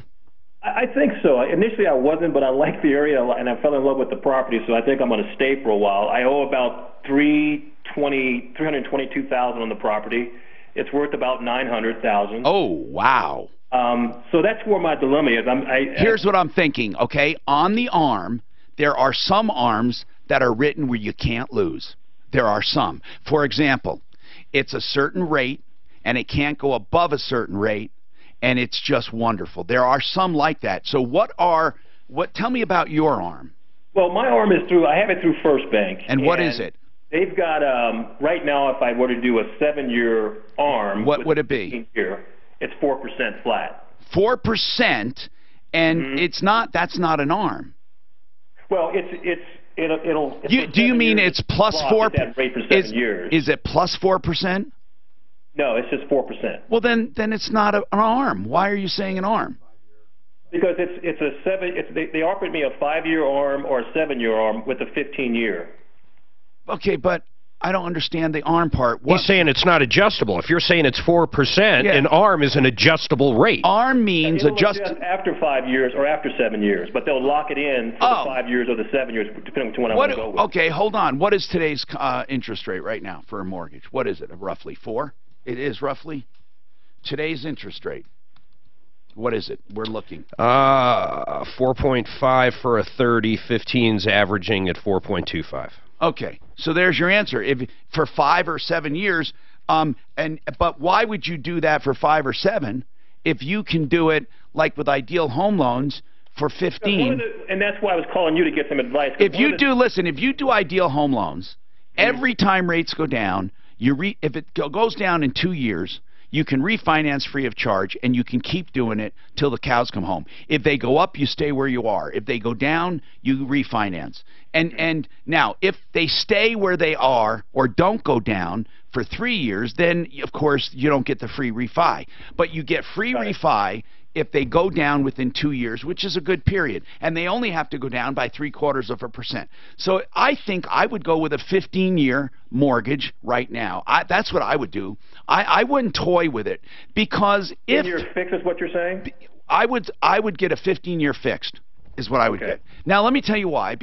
Unless you got a substantial savings for these 5 years, we don't know what the next few years bring. There are so many people, and here's something I want to tell you. Even people who hate Trump, okay, or don't like him one bit, not one stinking bit, they do realize that a major shift in direction in this country is going to mean, this only way it can go, is higher taxes, and it's going to be a lot of people unsure. I'm not saying better or worse. I'm not getting into that political discussion, but it's uncertainty that causes problems for the economy, and we know there will be uncertainty. At least we know the devil we have, if you consider him a devil. In other words, people might think he's a nut, they might think he's this, they might think he's that, but they know he's pro-business, and everyone in business, they know it, and they're not afraid of him. Okay, they're really not. Even though we say he's, a half-cocked, or he's a loose trigger, loose cannon, but people in business, to a fault, I even talked to them, screaming Democrats who can't stand the man, who know that their businesses have never thrived more, and everyone has this positive attitude toward the economy. I'm not attributing it to him, but it's in line with him. No, what I mean is this, is that I'm not saying he did anything to do it, but his mere presence has given that feeling. And I think if someone changes, if he doesn't get reelected, or if someone else changes, whether they're better or not doesn't matter. I'm saying that the uncertainty is going to cause fluctuations in the market for sure. And so that's why I would go with a 15 at this point, because you get past all of the uncertainty. That's all I'm saying. There's another cool product. What is that? I don't know if it's around anymore. Oh, yeah, that's right. That's right. Hold on. Oh, Daryl, this would be the best one for you. No, it is around. This is a better, Byron, I mean. Byron, you remember I used to advertise the My Bank, My Loan, My Way? Right. That, I believe CMG Mortgage or somebody, we can get your name. And I'm saying you ought to look at it. It's where you put down, where you refinance your house just like anything, okay? And you can do 15, you can do 20, it doesn't matter. What it does, it allows you to have access to your credit at any time, at your equity at any time. And if you have money just sitting in the bank, even if it's $50,000 or $60,000 that you use for regular cash flow, or $5,000 or $10,000, for the number of days that money is in that account, that number of days and that amount of money is subtracted from your principal for interest purposes. So even though the effective rate reflects market, and it is market, your actual interest will go down. So that one, Mark, I never thought of that. That is a really good... My Bank, My Way, is that right, Well, Tom? they don't call it that anymore. I used to call it that. But I think, Mark, who's the name of the company that does that? I think, I don't know. There is a company... And I'll try to think of the name, but they do this product, which is the it's a flexible loan, okay? It's a fluid, it's a liquid loan. 303. Oh, I owe you a break, don't I? So he's going nuts. I'll come right back with more. This report is brought to you by Indeed. Quick brown fox jumped over the lazy dog. Hey, look at this here, Mark. You said $3,000. Here's that tank that with the bladder. Did you hear me? 119 gallons. Oh, I bet they were saying installed and everything. Plus, you know who I just told. Yeah, I think it's on my on the referral list right now. I think. Is Paradigm on the list? Paradigm. Yeah, the one we just did. Paradigm, the mortgage. No, they're not called Paradigm. I don't know what he's called anymore. Mark says they're not called that. I thought they were. No, they're not on the referral list. They're not on the referral list. Who we were talking about? Are they going to be? Yeah, we're doing that deal with them. Remember? Oh, okay. I just wondered. John and Matt. I tell you, the internet's made. Here's What's his last name? On a well owner's handbook that goes through everything. That's that you can just. Here it is. What did we do? Oh, Hold on, I want to make sure you give the right one. That's right. Here, we're going to give it to him in a second. The world Mark's going to get you the exact one. I don't want him just shopping. I remember my mom. I was getting them. They were so. Yeah, like $1,000 back then. Back then. But to be fair to Kurt Rogers, he does it too. We did too. Don't touch him. CMG Financial. CMG. And then every year they'd give you a little. You want the number? You would get it. You bought You it. get it. Pocket part. And then they started out giving 303-577-7206. John.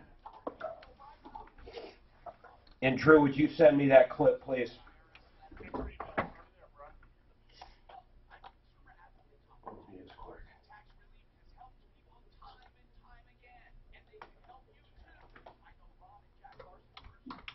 You know, I got my cabin well and stuff. I think is only 500. I would have thought 15 grand, 20 grand. I was told, but that's solid rock, so and it drills good. And I don't think they have all this issue with. But here, I looked up there, we had a 10-inch casing. 10-inch, that's big. Casing they have. Soft soil. Yeah. God, that's a lot of money for a well. Holy shit. You can haul a lot of water for 77 grand. Oh, shit. You can run a pipe, you know? Yeah. Hook me up to the city, you know? 50. Done. Yeah. Never have a problem again. That's right. All of it. All of it. That's crazy. We got to get them back on the referral list quick. Hi, Tom Martino here. Buy 2 windows, get 1 free. Vinyl replacement windows at their best. They're beautiful windows, durable, energy efficient, and will add value to your home. K&H Home Solutions. Buy 2 windows, get the 3rd one free, and that goes for your whole package, not just for the first 3. KHWindows.com. Make your own appointment. 303-421-7100 with questions, but you can make your own appointment with no obligation at KHWindows.com. And they have 35% off the very best siding in the world, Everlast Siding. It's waterproof, sealed. It's for life. 35% off there. KHWindows.com. Okay, so I think we're done with, on that. Okay, let's go to Daryl. Daryl, what's happening, sir? Daryl. Hey, Tom, how are you? I'm doing good. You want to talk about the IRS, and we have Larson Tax Relief. Yeah, I'm trying to find out if there's anything to do with these boneheads that, for the past 30, 45 days, I keep getting this phone call saying that they're the IRS and I need to contact them. Guys, they never do that, do they? They never call you and leave a number. And you know that, right, Daryl? I do. And I've called them twice to tell them to knock it off. And I keep asking for a supervisor. I ask for their employee, and I get nothing. They just tell me, well, you better do this or we're going to come and get you. I say, yeah, whatever. They suck. But is there anything that could be done? I mean, there was that app that guy called about last week. I can't think of the name of it. It's an app you download either on Android or iPhone, and it'll block all those. Well, how does it block them? I have no idea, man. Oh, he said, wait, he did have something, a good idea on him. But, you know, Daryl, I can't believe how many scams there are on cell phones, not just the IRS. I get so many calls. Here's what I've done. I have an automatic response that if they're not in my contacts, it says, cannot talk now, leave a message, and I'll get back to you. And then it comes back unresponsive or whatever. So then I know if it's somebody that I gave a number to and told them to call me, then that's it. Or I tell them to text me first. But really, that's the deal. It just sucks. And it happens all the time.